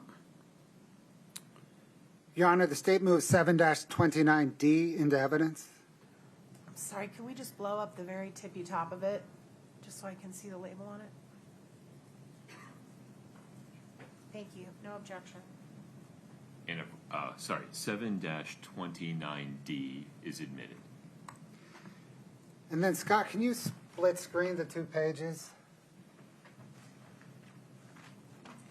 Now, Ms. Carrington, am I right that it doesn't really read left to right? It reads top to bottom. It's a vertical, yes. So this page on the right is really right down here. That's correct. Okay. What information does this demonstrative present? So I wanted to portray the funds that came in from Eric's death, and I've highlighted, or I put in bold the different life insurance policies, proceeds that came in. and then the way those were spent. I have taken everything over $1,000 to try and be brief. Obviously, this isn't brief, but so there are a lot of transactions for, whatever, $700 or $43. Those are not on here. So anything over 1,000 is on. And Scott, if you could go down to the very bottom, so the very bottom of page 2.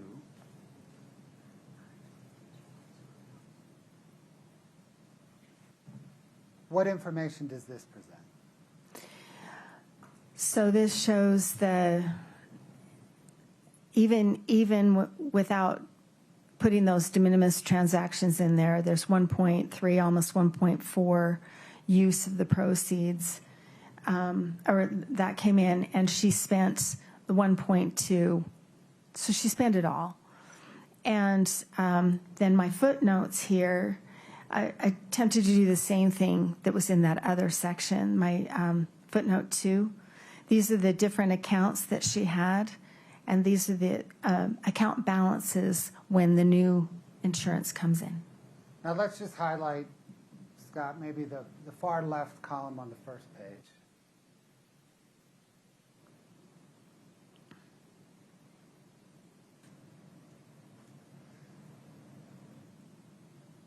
Perfect.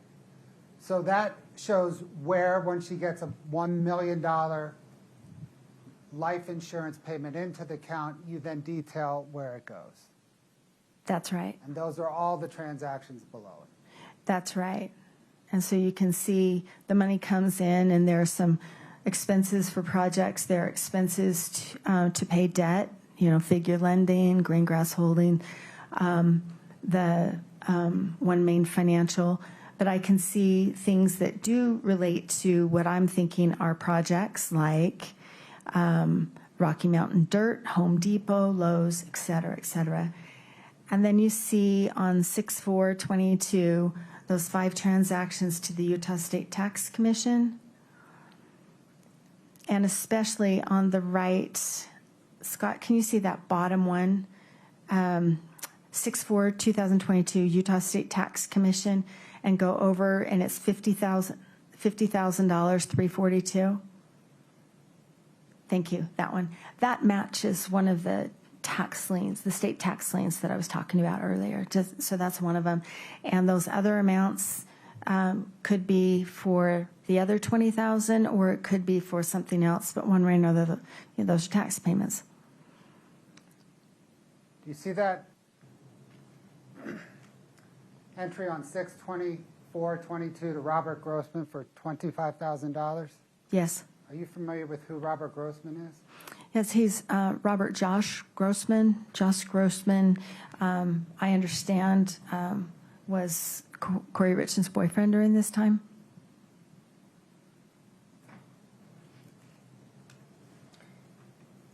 Thank you, ma'am. When you analyzed how the $1.3 million in insurance proceeds were dispersed, approximately how much of that $1.3 million were used to pay debt? About $600,000, somewhere in there. So about half, a little less than half, was used to pay debt. Thank you, ma'am. I think that's all I have for now. I suspect we're going to take a break, and the defense will have some questions for you. Okay. Thank you. Ms. Nestor, any objection to taking a break? No, sir. Okay. Please rise for the jury. Let's take a break. Ms. Nestor.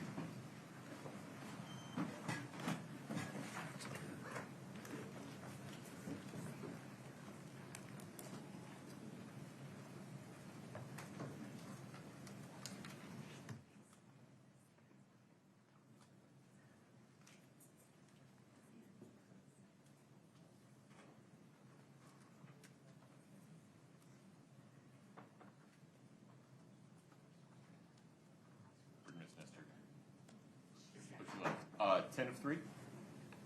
Yes, sir. Okay. Ms. Carrington, walk around, use the restroom, grab some water. Please don't talk to anybody about your testimony. Thank you. Court's in recess. Thank you.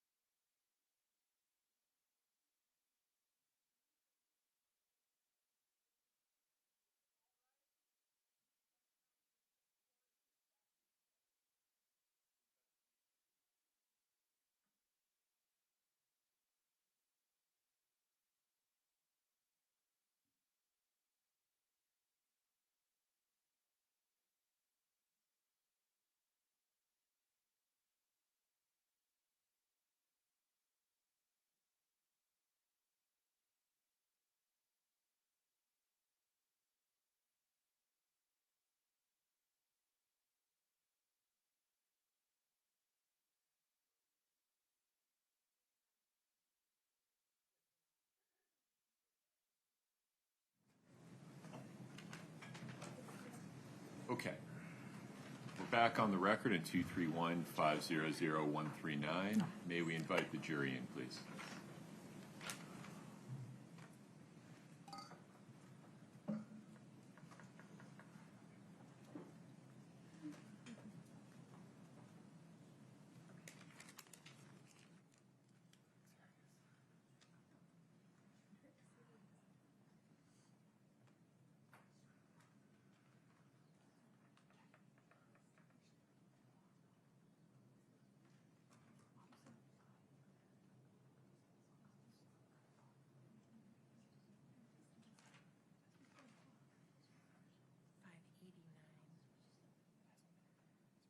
Okay, that one's good enough. That's just, I think it's the same. Thank you.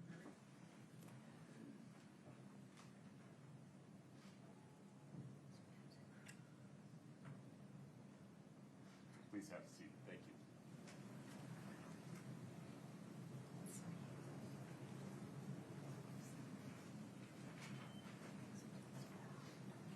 All right, folks, have a seat. Thank you.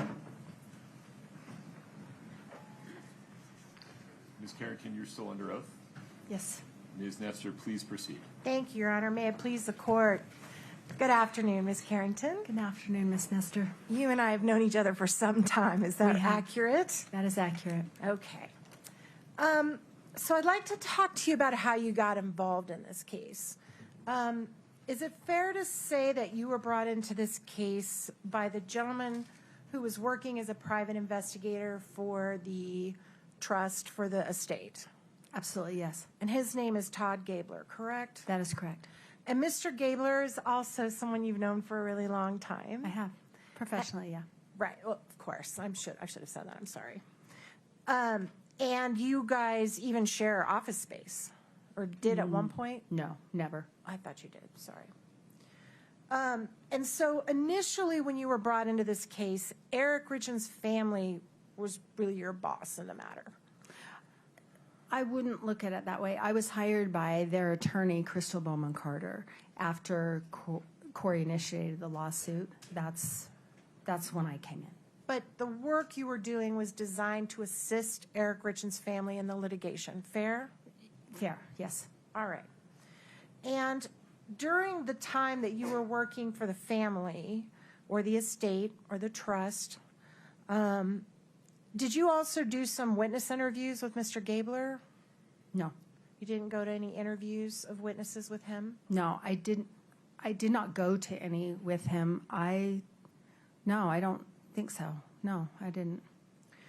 And then at some point you stopped. It sounds like your work kind of trickled off for the estate or the trust when they got a new lawyer, right? Right. I've known that firm for a long time, and I'm usually on the other side. So they use other people for their forensic accounting, and so I was not surprised when the estate got, when the trust, the estate, got new lawyers, that they didn't adopt me as well, which is fine. That's okay. Yeah. And then how is it that you became associated with the prosecution team? I don't know how that happened. They reached out to you? They did.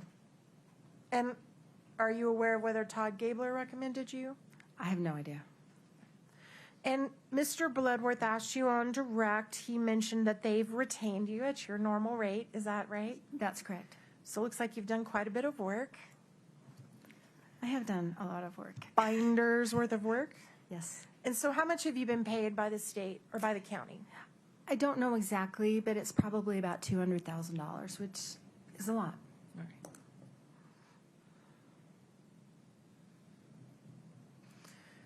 All right, now I want to talk to you a little bit before we get into details about it, the nature of the house flipping business. Okay. I think you talked a little bit about this on direct, but the idea of someone who's in the business of flipping houses is you want to buy a property that appears to you to be undervalued for sale. Is that fair? You want to get a good deal on it. Is that what you mean? Sure. Yes. So you look for something that maybe is a little below the value of the property. Fair enough, yes. And the idea is you do just a little bit of rehabbing, right? You don't want to sink a ton of money into it or you're going to not make a profit. Well, it depends, right? It depends. I mean, it depends on where where it's located and what's the upside. Miss Richins' properties spanned a lot of those. Some of them were very small, easy fixes and flips. And then like the one that we were talking about, the Mill Creek project, that was enormous. The Provo project was enormous. So it could be any of the above. Sure.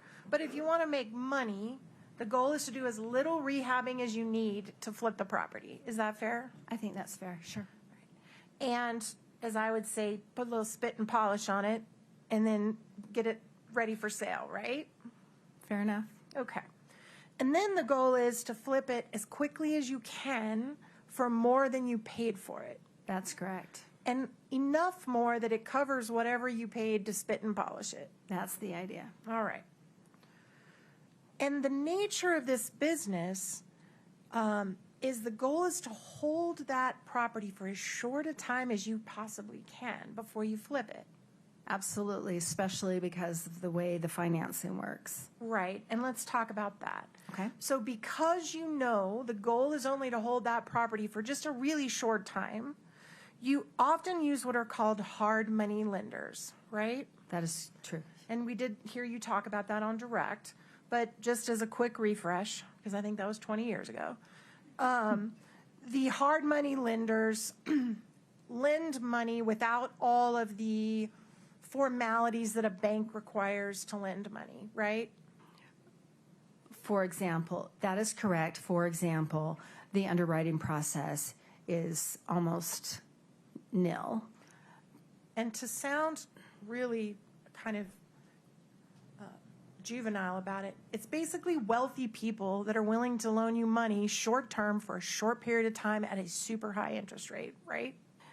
Right, and they assume the risk of that, and in exchange, they have very strict zero-tolerance default clauses that make a loan just skyrocket in cost and interest if it's not met, if those terms are not met. And the reason for that is this is a risky business, yes? For both sides. I'd say it's risky for the borrower. And for the lender, because they're not putting someone through all the vetting that a bank would. They're just trusting them that they're going to show back up in 90 days and pay them off. But you're missing a key piece. They secure that property with their trust deed, so they've secured their collateral. Totally fair. That's absolutely right. So riskier for the person that's doing the flipping by far than for the hard money lenders. Yes. But the hard money lenders generally do not expect to get paid monthly payments in between when they loan the money and when they get paid back. Fair? Well, it depends, and I think that's usually a true statement. Kouri Richins had most of her loans that were like that were 6-month balloons. There was nothing expected. In fact, when the subpoenas went out, I expected to get all these ledgers back, and nobody has a ledger because they didn't care. They just knew when the balloon was due, and they were going to get their money or their property. Exactly right. Miss Richins had 3 property, well, she had 2 lenders that had monthly payments. Right. And because of what you just said, the hard money lenders have what we call a promissory note, just a promise that if I don't pay you like I promise on this note, you can get the value, you can get the property and sell it yourself and recoup your money, right? Yeah, there's a promissory note on any kind of a loan. So when you put all those loans up there, they're backed by the collateral, the house. Can you clarify which loans I put up where? Sure. And that was a broad statement. So I just want to make sure we're talking about because the loans I put up there are the Payday loans, and those are different. I'm talking about the hard money lenders. Okay. When you showed some notes, for example, where I think Matt Strong paid a couple $1 million on one property, somebody else paid $300,000 on another property. all those loans were backed by the property. They were totally secured.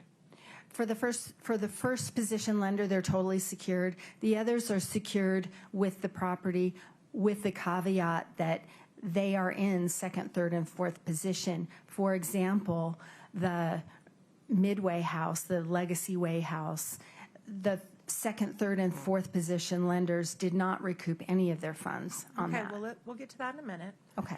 But if Kouri were to default on a promissory note and they went after the property and took it and sold it, Kouri would owe zero because they would have recouped their note from the sale of the property, That's true. She'd owe zero and she would have made zero.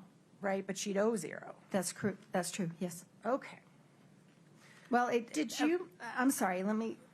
It's probably. She would probably owe zero. I don't know. They could go after her for the residual. I don't know of a situation where that happened here, but Okay. Did you do any analysis of the average length of time Kouri held the properties before she would flip them? no. Okay. I do know. I do know about every property, but I haven't compiled that into a schedule.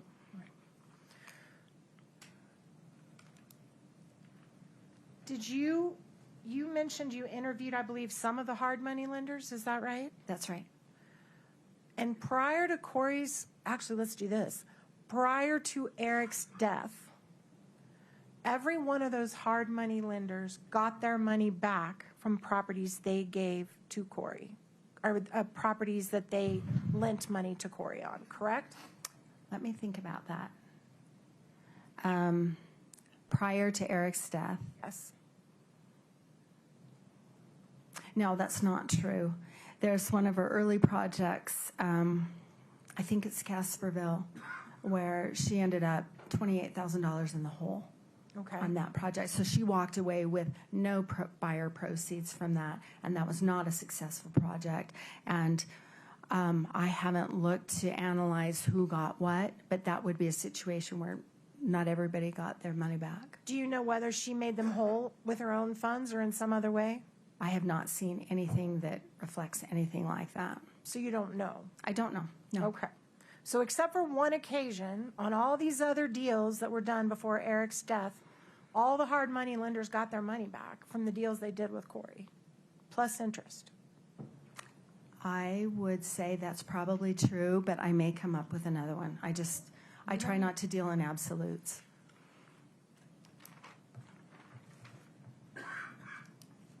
All right, now I want to talk about these bank accounts. Okay? And I appreciate that you were trying to, excuse me. Sorry. I appreciate that you were trying to track insufficient funds, things that popped back. I call them in my parlance bounced checks. That's what I know them as and have done.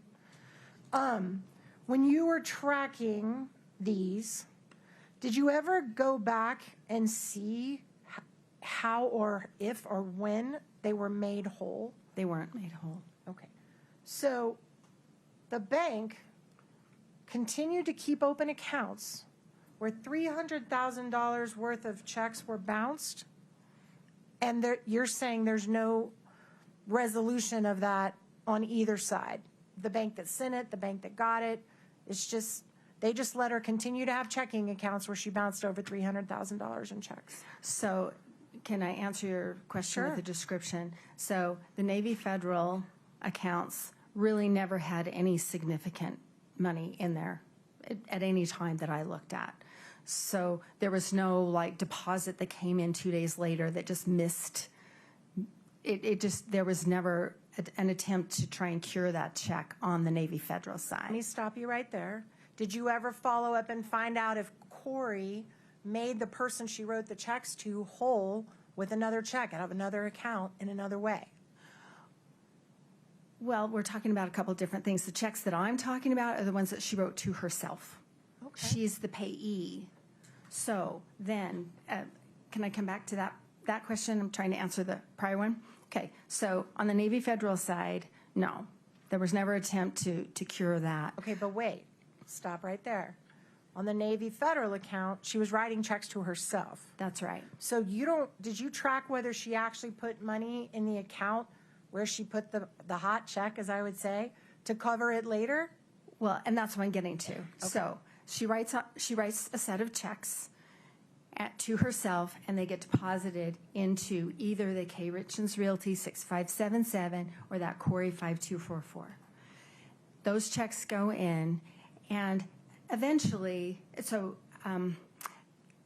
they're returned unpaid by the bank, and so that makes the balance go way in the hole. Sure. Eventually, there are funds that go back to the account. That's my point. And my understanding of how banks work, banks and credit unions, they work, in answer to your question or your wondering about why would they allow her to continue going if she's bouncing all these checks. Financial institutions don't look at just this account or just the accounts by this person. They look at the relationship. And so we've also got Eric and C&E Masonry and whatever else.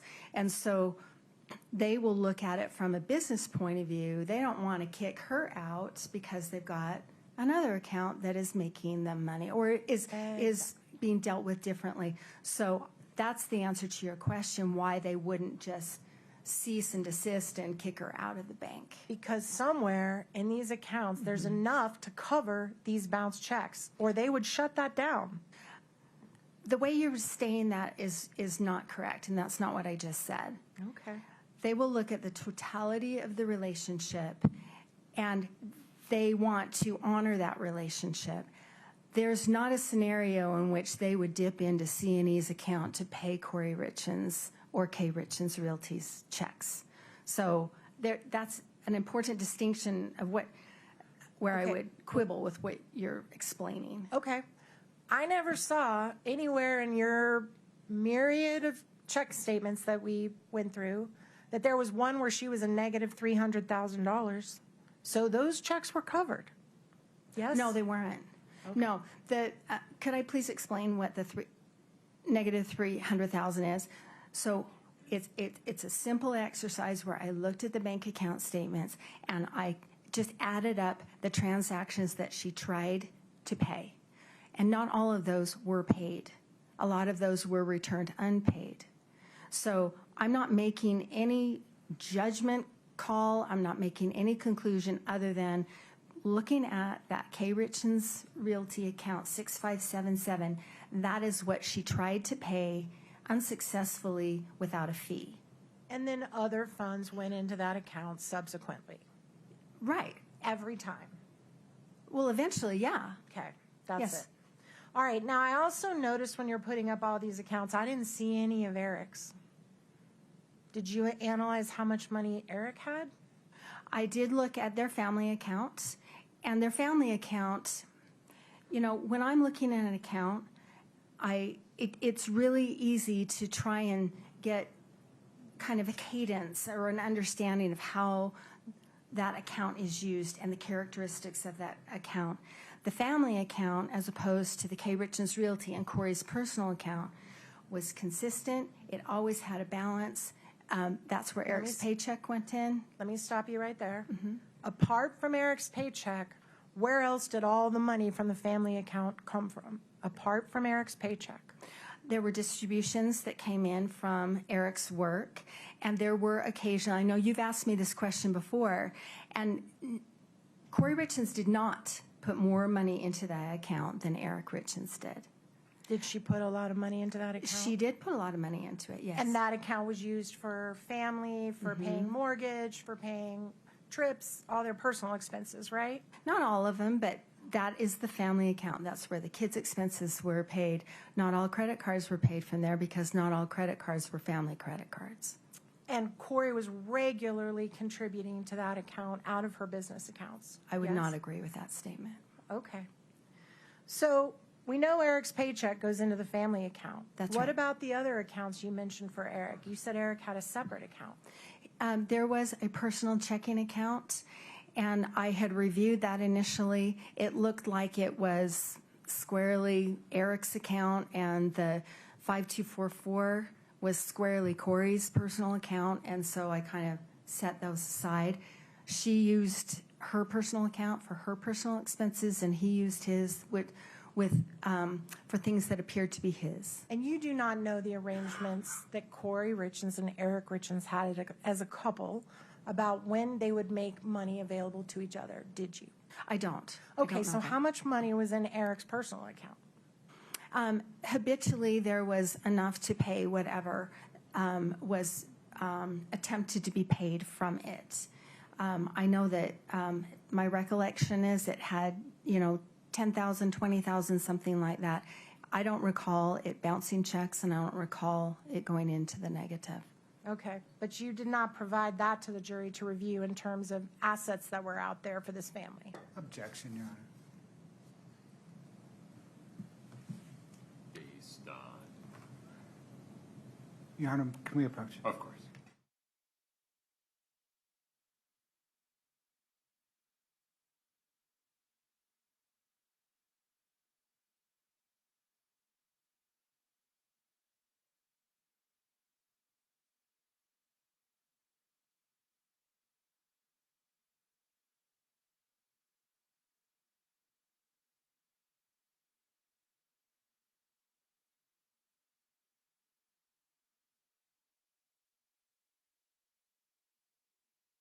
Your Honor.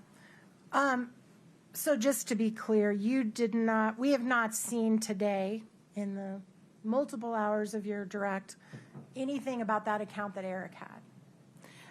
No, that's correct. And you also mentioned you looked into C&E accounts. That's right. And C&E is the name of Eric's business. Eric and Cody Wright, his business partner. Right. And that's where he kept his business profits, correct? They kept theirs, yes. Okay. And I didn't see those accounts today. We haven't talked about how much Eric was worth while he was alive, have we? No, Kouri didn't have any control or access to the C&E account. You understand they're married.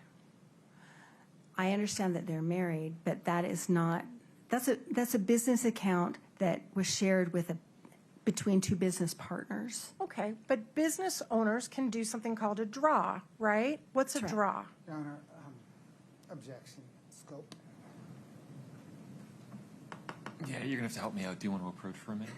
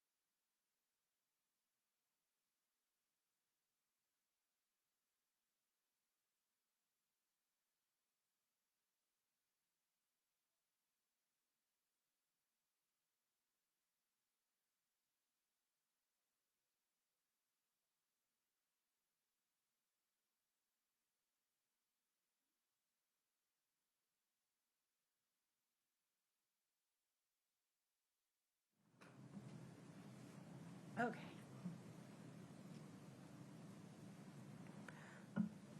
The C&E accounts, that's the business accounts that Eric and his partner put money in for their business, correct? That's where their revenues and their expenses were paid, yes. And the jury saw multiple examples of C&E checking accounts today during your direct, did they not? That's right. And routinely, the dollar amounts in those accounts were in the strong six figures, correct? Routinely, yes. Okay. And you don't know what arrangement Kouri Richins and Eric Richins had about whether or not he would invest in her business, whether or not he would be a silent partner, whether or not he would help her fund her business. You don't know that, do you? No. Okay.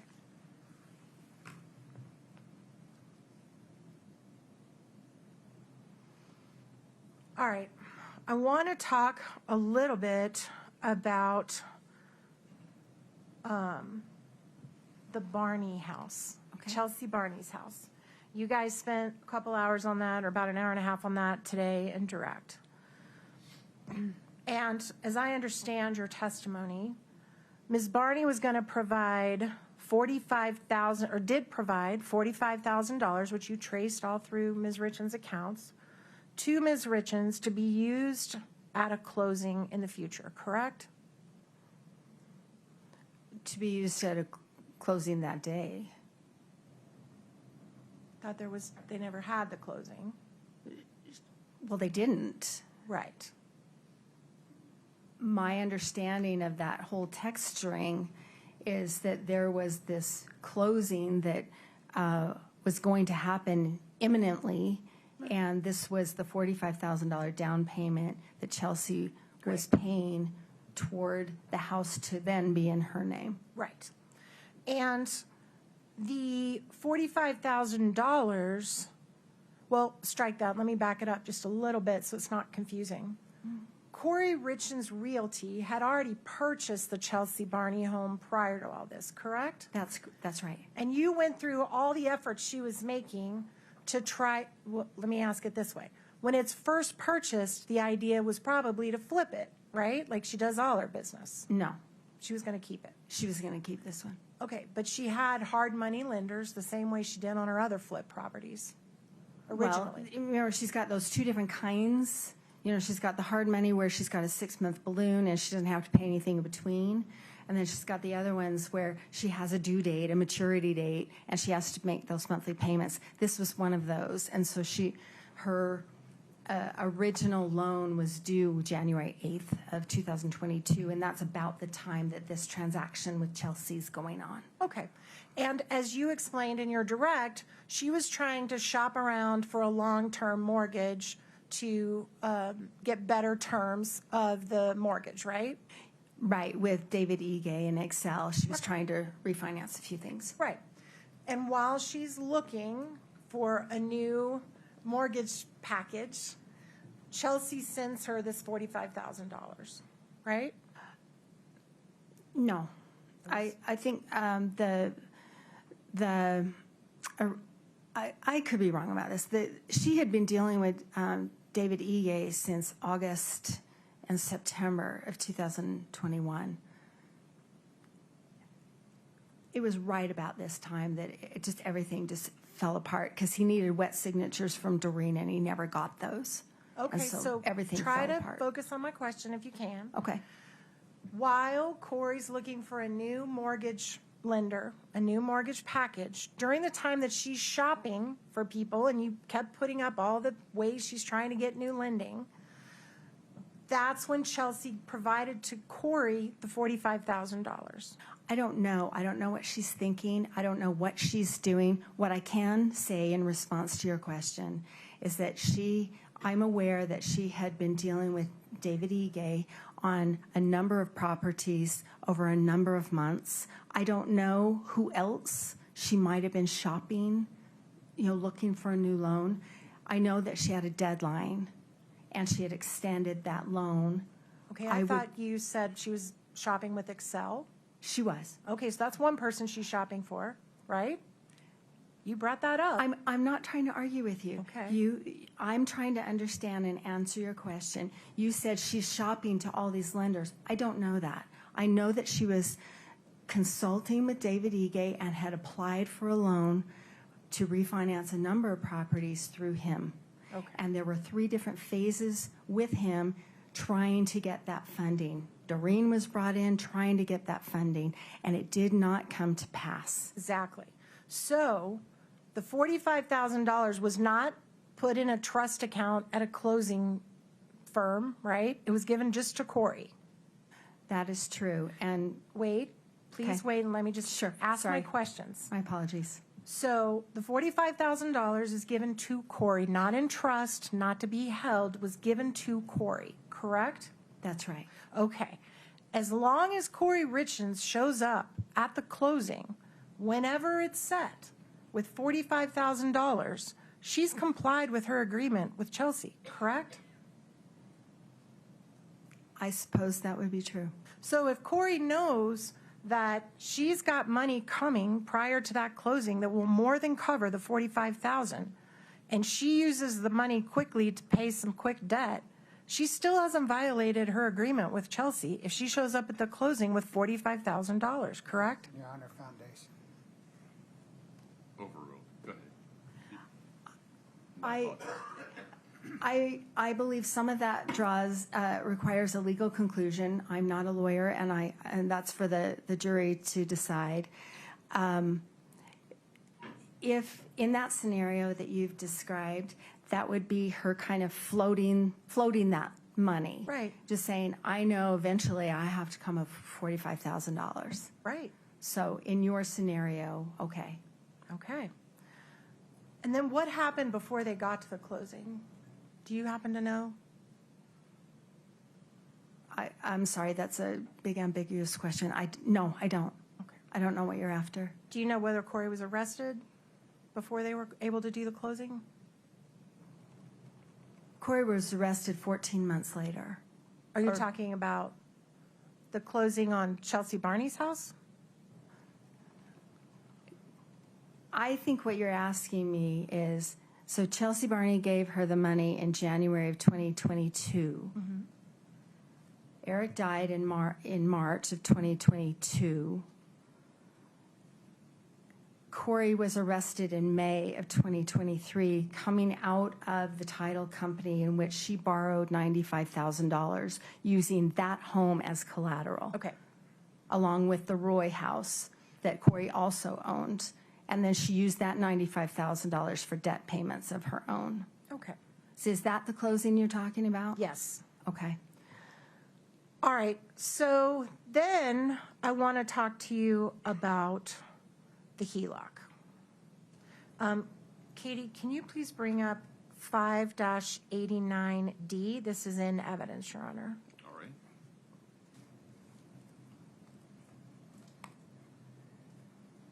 All right. And that's where you kind of kept track of the balance on the HELOC, right? This is correct. And yeah. Katie, can you blow up the dates on the across the top line? Make them bigger. That's good. So this begins in March of 2019 when the first 50,000 or so was drawn down out of the HELOC, correct? Yeah, 60,000. Yes. And can I say something about the dates before you continue? No, I Okay. appreciate you waiting on my question. So from 2019 until 2020, there was a significant amount drawn down on the line of credit, correct? That's correct. And then it looks like in November or December of 2020, there was a nice little payment made that made it smaller. It was in October. October, thank Yes. you.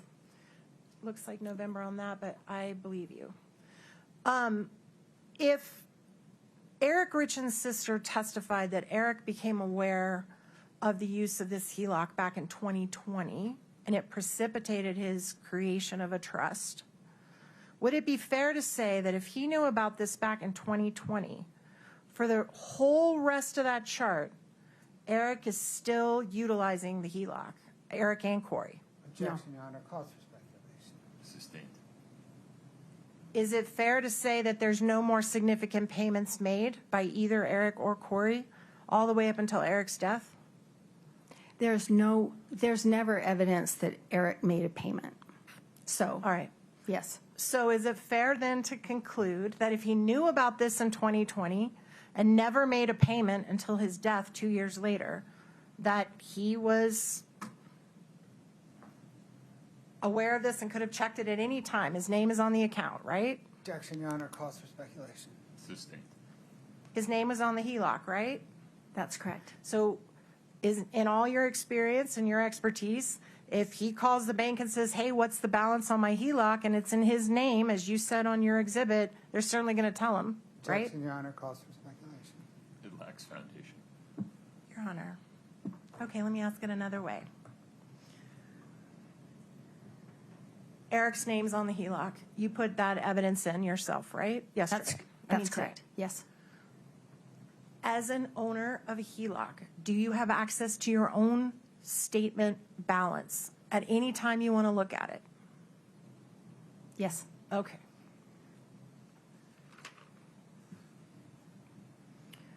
All right, now I want to talk about, you can take that down, thank you. I want to talk about the tax returns. And I just want to make sure I got this right, because I hear the word tax and it's not my favorite word. You're basically saying that she over-reported her income on her taxes. Is that fair? No. Well, the net income. What I'm saying is the accounting that she gave to her tax preparer, her CPA tax preparer, for the expenses on her properties did not match what her own notations in her bank account. So because of that error, she paid too much taxes, in your opinion, like a lot too much taxes. She had a larger tax liability. And remember, I also said there's that big category of loans. All those payday loans are not on the CPA's financial statements. Like for 2021, for example, there's nothing. Well, and if she'd have reported the loan, she'd have paid even less taxes, right? Absolutely. So she way over-reported her taxes and paid too much taxes. Whether or not she actually paid them, that's a different story. But the tax liability was significantly larger than it would have been had she accounted for everything correctly. And you stated through Mr. Bloodworth that it's possible she did this just to look successful to people. That is not what I said. Okay. And a note about the 2019 tax return, I don't know if it was ever filed.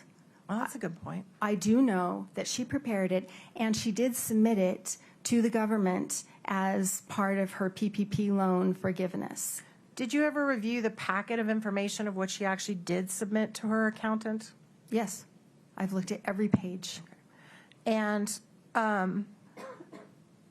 do you have any evidence as you sit here today that she ever provided proof of that tax return to any of her hard money lenders? I don't know which, other than giving, submitting it to the government and through UCCU Credit Union for that loan forgiveness. I don't know if she ever showed that to anybody else. So it's fair to say that if she never did, it's pretty hard to argue the whole reason she way overpaid her taxes was to look successful to people if she never shared it with anyone. Fair? No, because you're talking about just that one tax return. Greg White did not prepare that tax return. Greg White prepared other tax returns for her. Do you know how Greg White is related to Eric Richins or to Kouri Wright? I'm sorry, his business partner? No, I don't. Did you know they were family? No. Okay, so now I want to talk about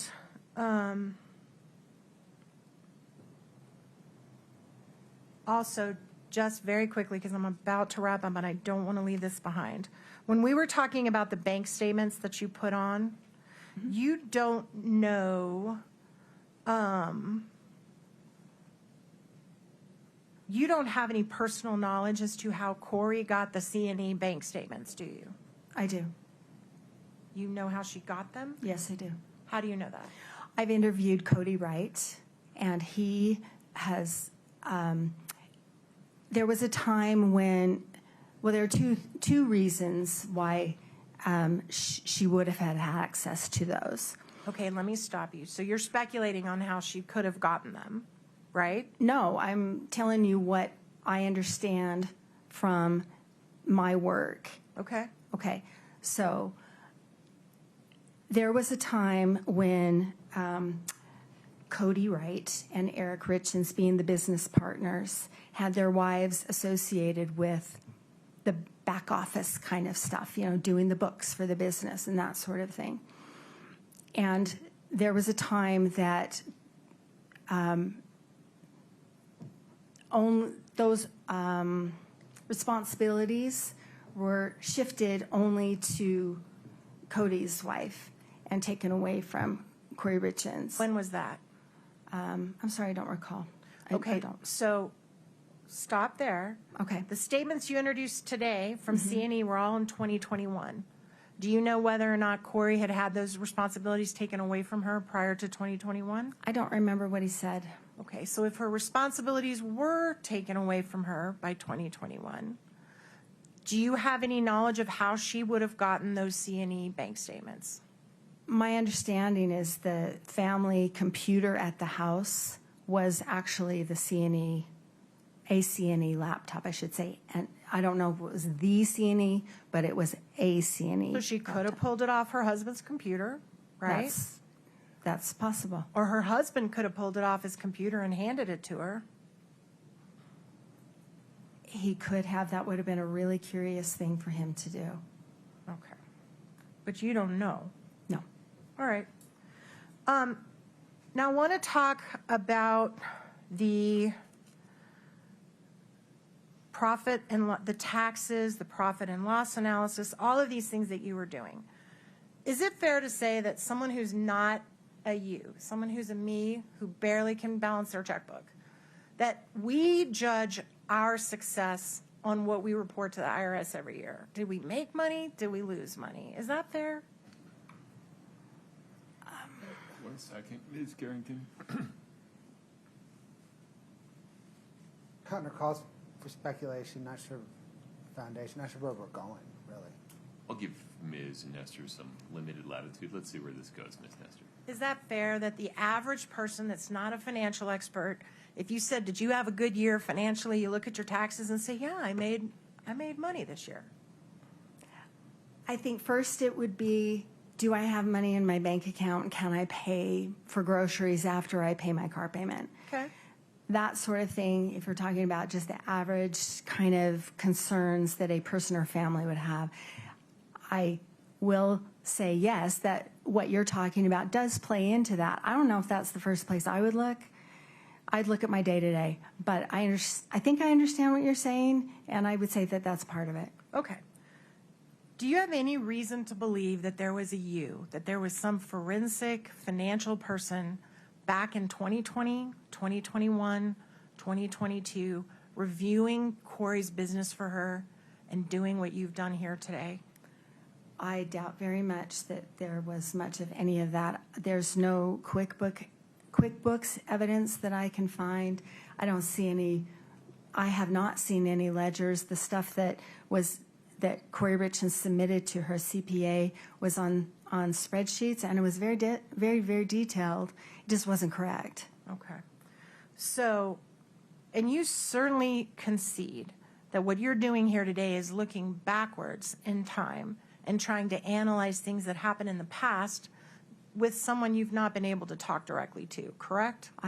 That is correct. I have not spoken to Kouri Richins. So you don't see in all the hundreds and thousands of documents that you reviewed to come up with your conclusions today, you never saw any suggestion that there was someone auditing her business? No, I think that would have been a benefit to her. Sure would have. You never saw anybody doing a profit and loss analysis by property in her company, in her business for her? You know, her tax accountant was doing that based on the stuff that she gave to him. Yeah, and you said he got it wrong, right? Based on the stuff that he gave, that she gave to him, sure. And you didn't see that she was conferring, you didn't see emails with financial advisors or business advisors? No, there's an email string between her and Matt Strong where they talk about how to reduce tax liability by retaining rental properties. And she was getting advice from him, right? Because she didn't know that stuff. And he was helping her. I don't know why. You read the email. In that specific instance, but I'm sorry, I thought your question was a little more general. No, I think she was so busy running her business, acquiring properties, trying to fix them up, acquiring funding, capital, wherever she could grab it, that the tracking of finances was completely just not on the priority list. And you don't have any personal knowledge as to how involved Eric was with her, if she talked with him about it every night, if she talked with him about it every morning. You don't know. No, I do not. And did you even know that the day he died, he was out working on one of her properties, spreading gravel? Did you even know I do know that. Okay. And you don't know whether or not she got advice from other people besides her husband, Matt Strong? You don't know. I don't. Objection, Your Honor, misstates the testimony. Overruled. The jury can hear both pieces of what Ms. Carrington just said. And speaking of Matt Strong, there was one thing I did want to bring up. Katie, just for the witness only, Your Honor, could we please pull up Exhibit 1066? Did you review this when you were looking at all of your documents? Yes, I did. And you relied upon this in terms of making conclusions about potential rehab of the Midway Mansion? I did, absolutely. Okay, Your Honor, I move to admit Exhibit 1066. I can't, Katie, can you zoom in? I can't see what it is. Okay, from Matt to Kouri. Will you, so the bottom half is from Kouri, right? Yes, sir. And are you seeking to admit the entire thing or just the top half? Yes, sir, the entire thing.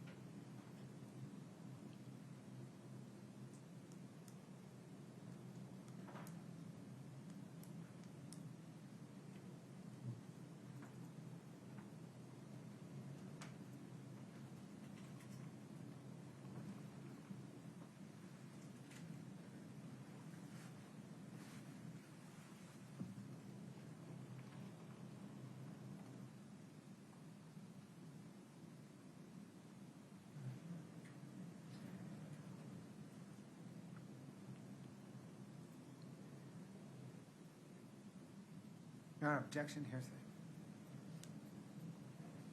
Can we approach? Sure.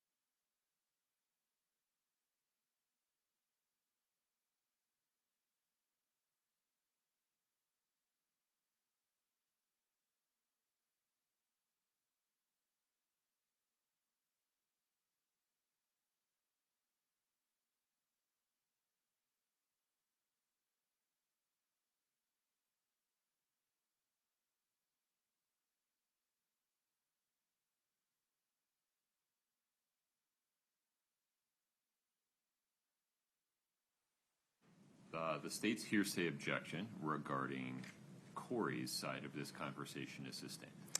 Without revealing what is in this email or commenting on what was said in the email, once you read this, plus the email that we put up on the screen that showed Ms. Richins did not have the $3 million available to rehab, is it your understanding as you were doing your analysis that there was never an intent to do a significant rehab on the Midway property? I understand that's kind of where she landed. Okay.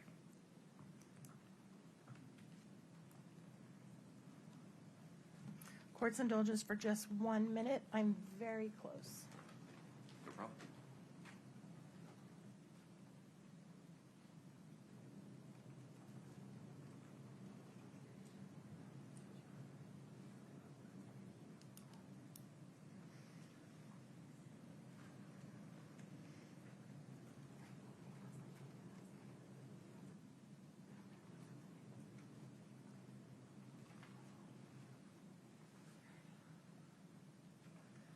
I do want to talk about one more thing before we wrap up, and that's this concept of valuation.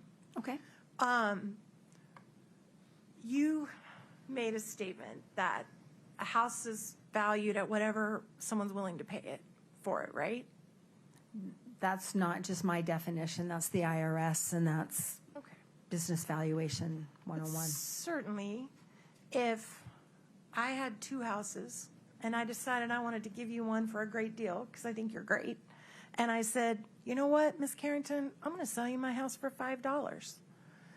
Doesn't mean that my house is valued at $5. It means that's what the value you put on my house or that I put on my house, right? That's the value that you put on your house, I suppose. Yeah, Right. sure. And the county, every year, we get a little letter from the county telling us what they think our house is valued at, and that's what they tax us at, right? That is the assessed value. That Right. is not what they actually think it's worth, but that's the assessed value. And it's kind of a rule of thumb that the county actually does us a break and usually values it way below what it actually is, what you could sell it for. Yeah, they at least in Salt Lake County, which is the county where I'm most familiar, they do it every 4 years, and they draw it from comps, comparable properties. Right. And so you're certainly not suggesting to this jury that the Midway Mansion was only worth $2.9 million just because that was the purchase price, right? I think every indicator is that it wasn't worth a whole lot more than that. Do you know what it actually ended up selling for? I do. How much did it actually end up selling for? It was about $3.4 million. Matt Strong sold the note. It's a complicated transaction, but Matt Strong foreclosed on it. And wait, stop right there. He foreclosed on it after Kouri was arrested, correct? It was in the works already. I think the actual notice of default was filed shortly after. But After Kouri was arrested. Right, like 4 days after, but it had been coming for many months. I mean, we have to look at the totality of the circumstance. She had defaulted on this many months before, and there were indicators that this was coming one way or another. If Kouri had been able to stay till the very bitter end when the sale was made, they would have made $1.5 million? No, nowhere close. What did you just say they sold it for? He sold it. He sold the note. So this, Not the note. What did they sell the house but for? this is part of the transaction. He sold the note to the current owners. So what that meant is he sold the rights to collect on this debt from Kouri Richins. And at the time, he sold that for $3.7 million. And then it went into the trustee sale because it was foreclosed. And the Harns, the current owners, paid $3.4 million for that property. So the current owners that live in it now bought that property for $3.4 million about 2 years after Kouri bought it for $2.9. Let me do the math. They bought it so she bought it in March of 22. I think it's a year and a half. Better. 18 months later, they made Somewhere like that. about $500,000 in profit flipping. No. Because they bought it from themselves. Okay. What was the purchase price that it was ultimately sold for? 3.4 million, but they bought it from themselves. I understand. Do you know the condition of the property when they bought it for 3.4 million? I do. Okay. Had they rehabbed it? No. So they hadn't done anything to it and they sold it for 3.4. And they also hadn't dealt with the Armored Corps of Engineers. So had they been able to do all that, it would have realistically sold for more. If it's, okay, let me understand your question. If it's completed, finished, and all the issues with the wetlands and having to grow the new plants and all that stuff, if that's all, I would think it's worth more.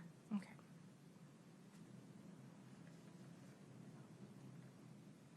Now, you're here today to give a snapshot of a financial condition at a certain moment in time, right? No. Okay, let me rephrase it. You're here to look backwards at Kouri Richins' financial situation, right? Could you please restate that? We're What here- time frame are you looking? Backwards, the past. From We're here- today? From today, backwards from today, you are here to evaluate in the past what Kouri Yes. Richins' financial Okay, situation no was. projections for the future. Correct. Okay, yes. But certainly, and you're here to do that, to come up with your conclusion that at the time that Eric died, she was financially, I believe your words were, in distress. That's your conclusion. Yes. Okay. And certainly you would agree with me that every single person who's in financial distress does not opt for a solution of murder to fix their distress. Objection. Is that fair? Your objection, Mr. Bloodworth? Speculation. Sustained. Okay.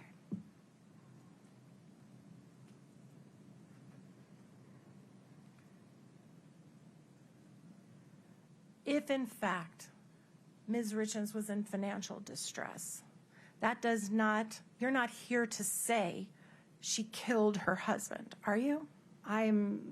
That's for the jury to decide. I am not making any conclusion about that at all. Because you don't have any knowledge about that at all. Well, that's a, Objection, Your Honor. Asked, answered. Sustained. Do you have any knowledge personally about whether or not on the night of March 3rd, Eric Richins voluntarily ingested Ms. Nestor. fentanyl? Asked, answered. That question that I just asked? When she said she doesn't know anything about that, she meant she doesn't know anything about that. Okay.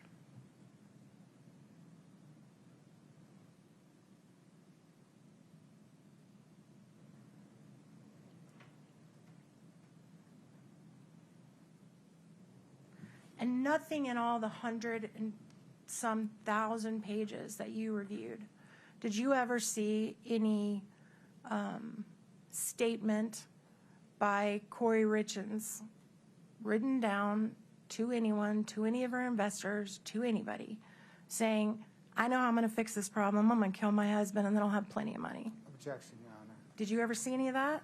Overruled. Ms. Carrington, you can answer the question. there's an email between her and Mount Strong where she talks about the inconvenience of being married. Okay, so does that answer the question I just asked you? You've asked, I'm not trying to create anything, but you said, is there anything that indicated anything? And, I don't talk like that.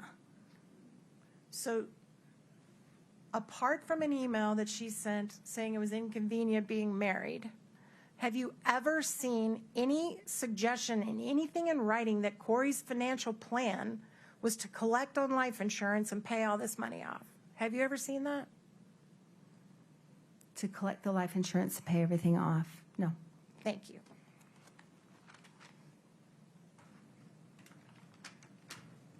Mr. Blood.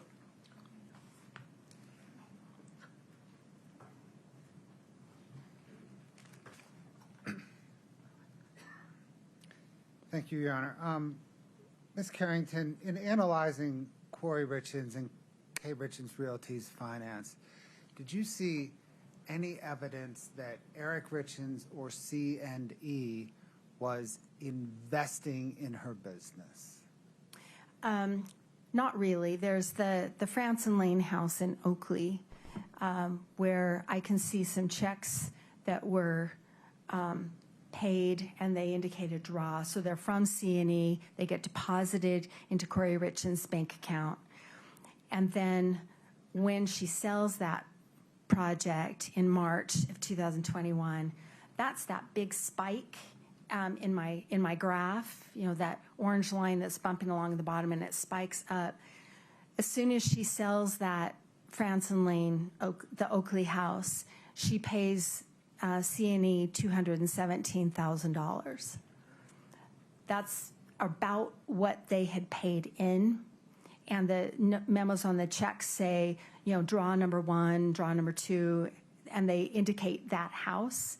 And I have talked to Cody Wright about that, and he said, I mean, he's explained to me what the arrangement was for that particular house.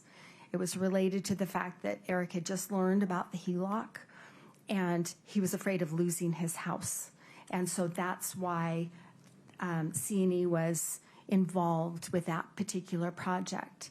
Absent that, I don't see any indicator that C&E or Eric was an investor or a participant in any of the transactions. He's not on any of the bank accounts. He's not on any of the real estate documents or loans or anything like that.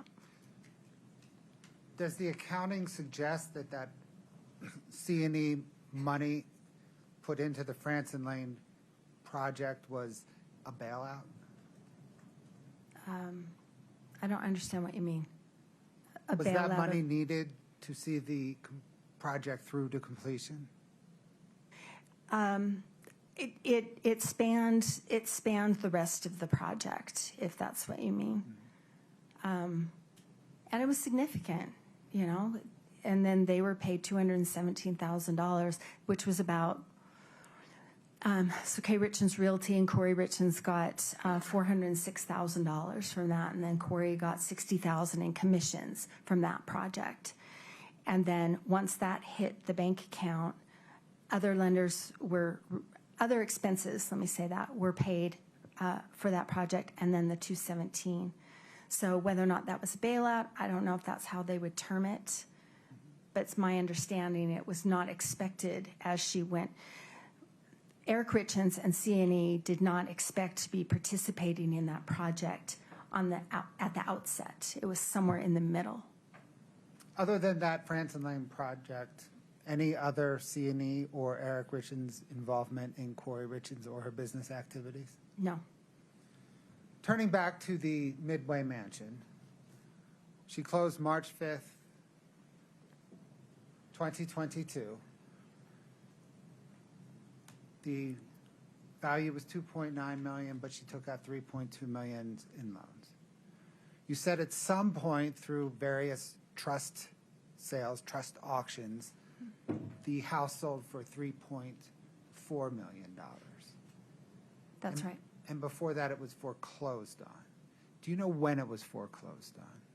It was foreclosed in May of 2023. So between purchase March 5th, 2022, and foreclosure on May of 2023, did the $3.2 million in debt on the house stay static? No. Did it grow? It did. The clauses in the lending agreements, for example, the loan, the $2.6 million that the Sierra West and Mount Strong loaned to her, that loan agreement says you've got 6 months to repay this $2.6 million plus 15% interest. So it's due on September 4th of 2022. That's 6 months. And then the loan agreement also says if that does not happen, then there's a 2% default fee. And then that's about $50,000 tacked onto it. And then every month after that, it's another 2% that is tacked onto it. And it's still accruing interest. So, and it's capitalized, which makes a big difference. It's not just something else that's out there. It makes the loan principal larger, so that also increases the interest. And upon default, it goes from 15%, which is already expensive, to 28%. So the whole thing just kind of blows up. So at the point Matt Strong and Sierra West foreclosed on Kouri Richins, how much did she owe on the Midway Mansion? Let me think back. I think it's about 3.8 million at that time that she owed, that she owed on that note, and then it grew after that, continued to grow after that. Thank you, ma'am. No further questions. Ms. Nestor, within the scope of redirect, please. Okay, you just testified that you were not aware of Eric being involved in any of the properties other than the Fransom Lane. Is that right? That's right. Okay, Katie, can you please bring up 5-93D2 just for the witness?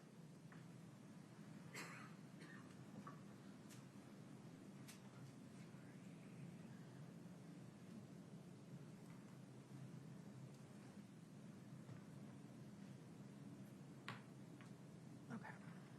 So, actually, this has been admitted, Your Honor. Can we show it to the jury? Of course.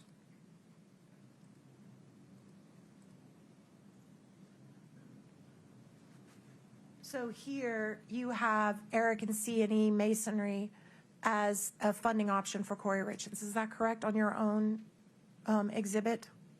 That's correct. So that's the 2020 to 2021 time period. Right.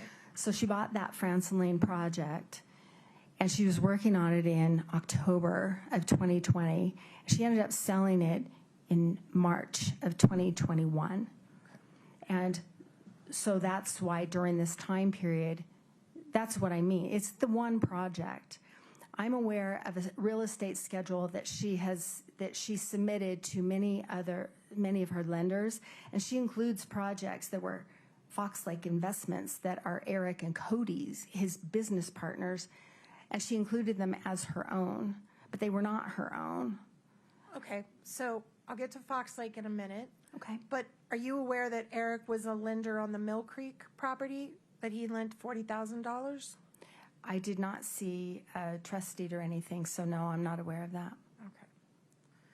I want to talk about this Fox Lake business that you just mentioned. Okay. This is a business that basically was a flip business as well, right? I think that was the anticipation, yes. So Eric started his own flip business with his business partner. Is that right? And they had a third partner as well. And who was that? It's like BlackRock and I'm sorry, I can't remember, but it's an LLC. It's a third party, not related to anybody we've talked about. So it's just completely separate and distinct. Okay. And do you know whether Fox Lake would have been a separate entity from CNE? I mean, like, were they a DBA or were they separate? Correct. Is that what you're saying? I have looked at that. I believe that they are separate, but So Not sure. did you evaluate Fox Lake and the value of it? the value of the company. I've looked at their bank account statements and I've traced their projects, and they had nothing to do with Kouri Richins. Okay, but just bear with me. What was the value that you came up with on Fox Lake? Objection, Your Honor. Your Honor, please give me just a little bit of leeway here. A little bit. Go ahead. What was the value of Fox Lake? Okay, let me ask you to clarify your question. Are you talking about valuing their business? Just how much assets did they appear to have in your analysis of them? I know that they had a few projects, and I'm going from just their bank account statements, and my 14 schedules that you have, the fours, those are every account I've looked at, and you can see that I have looked at them. The Fox Lake Investments, I know that they had a few projects. I really don't know much about them, because they had nothing to do with the family, Eric and Kouri Richins. They had nothing to do with her. So if there's a prenup that prohibits Kouri from recovering any assets from C&E, it wouldn't apply to Fox Lake because Fox Lake's a separate entity, correct? Objection, Your Honor. Foundation. Sustained. Is Fox Lake a separate entity from C&E? I honestly can't remember. I know that they have a separate registration, but whether they are a DBA, a doing business as, and so they're under the CNE, or whether they're separate, I just don't remember. Okay. And at some point, was Kouri Richins listed on the Fox Lake paperwork? I don't believe so. Okay. Did you check that? I did. All right. And you also mentioned that you traced, you did strike that. I need to say also, she's not a signer on the Fox Lake account, On the on the bank account. statement, right? She's not. Okay. And did you, just to make sure on the accountings that we're talking about, did you ever account for cash? I'm sorry, which Cash on accountants? hand, like cash that the Richins actually had? I believe that the original inventory, but this is not in the confines of this case. Let me answer it this way. I understand that there was a safe in the garage, and I understand that there may have been a lot of cash there. That's outside of the scope of looking at the financial statements and things. So if someone testifies to how much cash was in that safe, that is not accounted for anywhere in here in your asset evaluation? No. Okay. And you also, I know there was like $10,000 or something in a backpack, or something that was part of the search warrant. okay, And that's, and that cash isn't in here either? no. And also, I don't know anything about where it came from, whose it was, so no. okay. And also, did you account for Kouri Richins' life insurance policies and their cash value anywhere in your asset evaluation? No, because she's alive. Okay, but you understand that some life insurance policies you can draw down out of, right? I understand what you're talking about, but I think So can you answer my question? Anywhere in your evaluation, No. did you include life insurance value that Kouri Richins holds on herself? no. All right. Did you also check on Eric Richins' life insurance policies if they were if they were like whole life, where you can draw down out of them? They're not whole life. Okay, they're all term. Yes. And the dates of those policies, with one exception, all predated 2020 when he purchased those policies. Well, they purchased the policies in 2017, I think, Okay. except that last one. The $100,000 one. Right. That Okay. she got right before he died. Right. Yeah. That's all I have. Thank you, Your Honor. No, sir. Ms. Nestor, may we release this witness? Yes. Okay. Mr. Bloodworth? Yes, sir. Ms. Carrington, you are free to go. You're released from the subpoena. Thank you very much. Okay. Your Honor, can we approach on scheduling? Of course.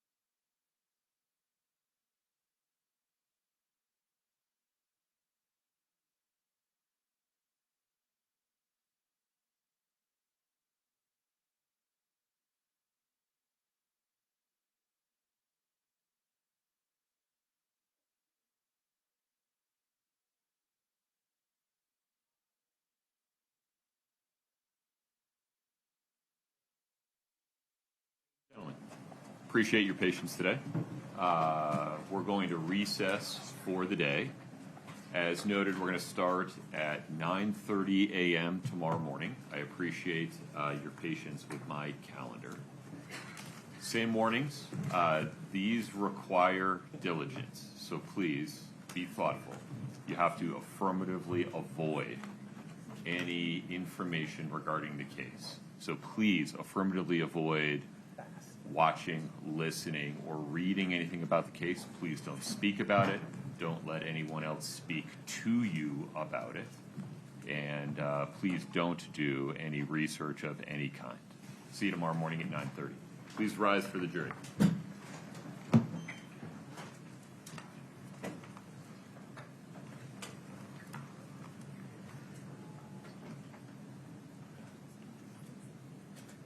Yes, thank you for the reminder.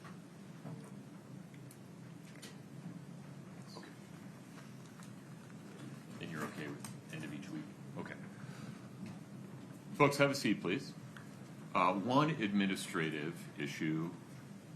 This applies only to the state at the moment, but will apply to the defense to the extent that you put on a defense case in chief. If you would please, at the end of this week, Mr. Bloodworth, have your team provide to Brittany a physical copy of the exhibits you've admitted so far, and then just do that at the end of each week through your case in chief. Yes, sir, easy. Okay. And then once the defense is in their case in chief, if you would plan to do the same. That way we're not leaving it until the end. Mr. Bloodworth, anything else on the record today?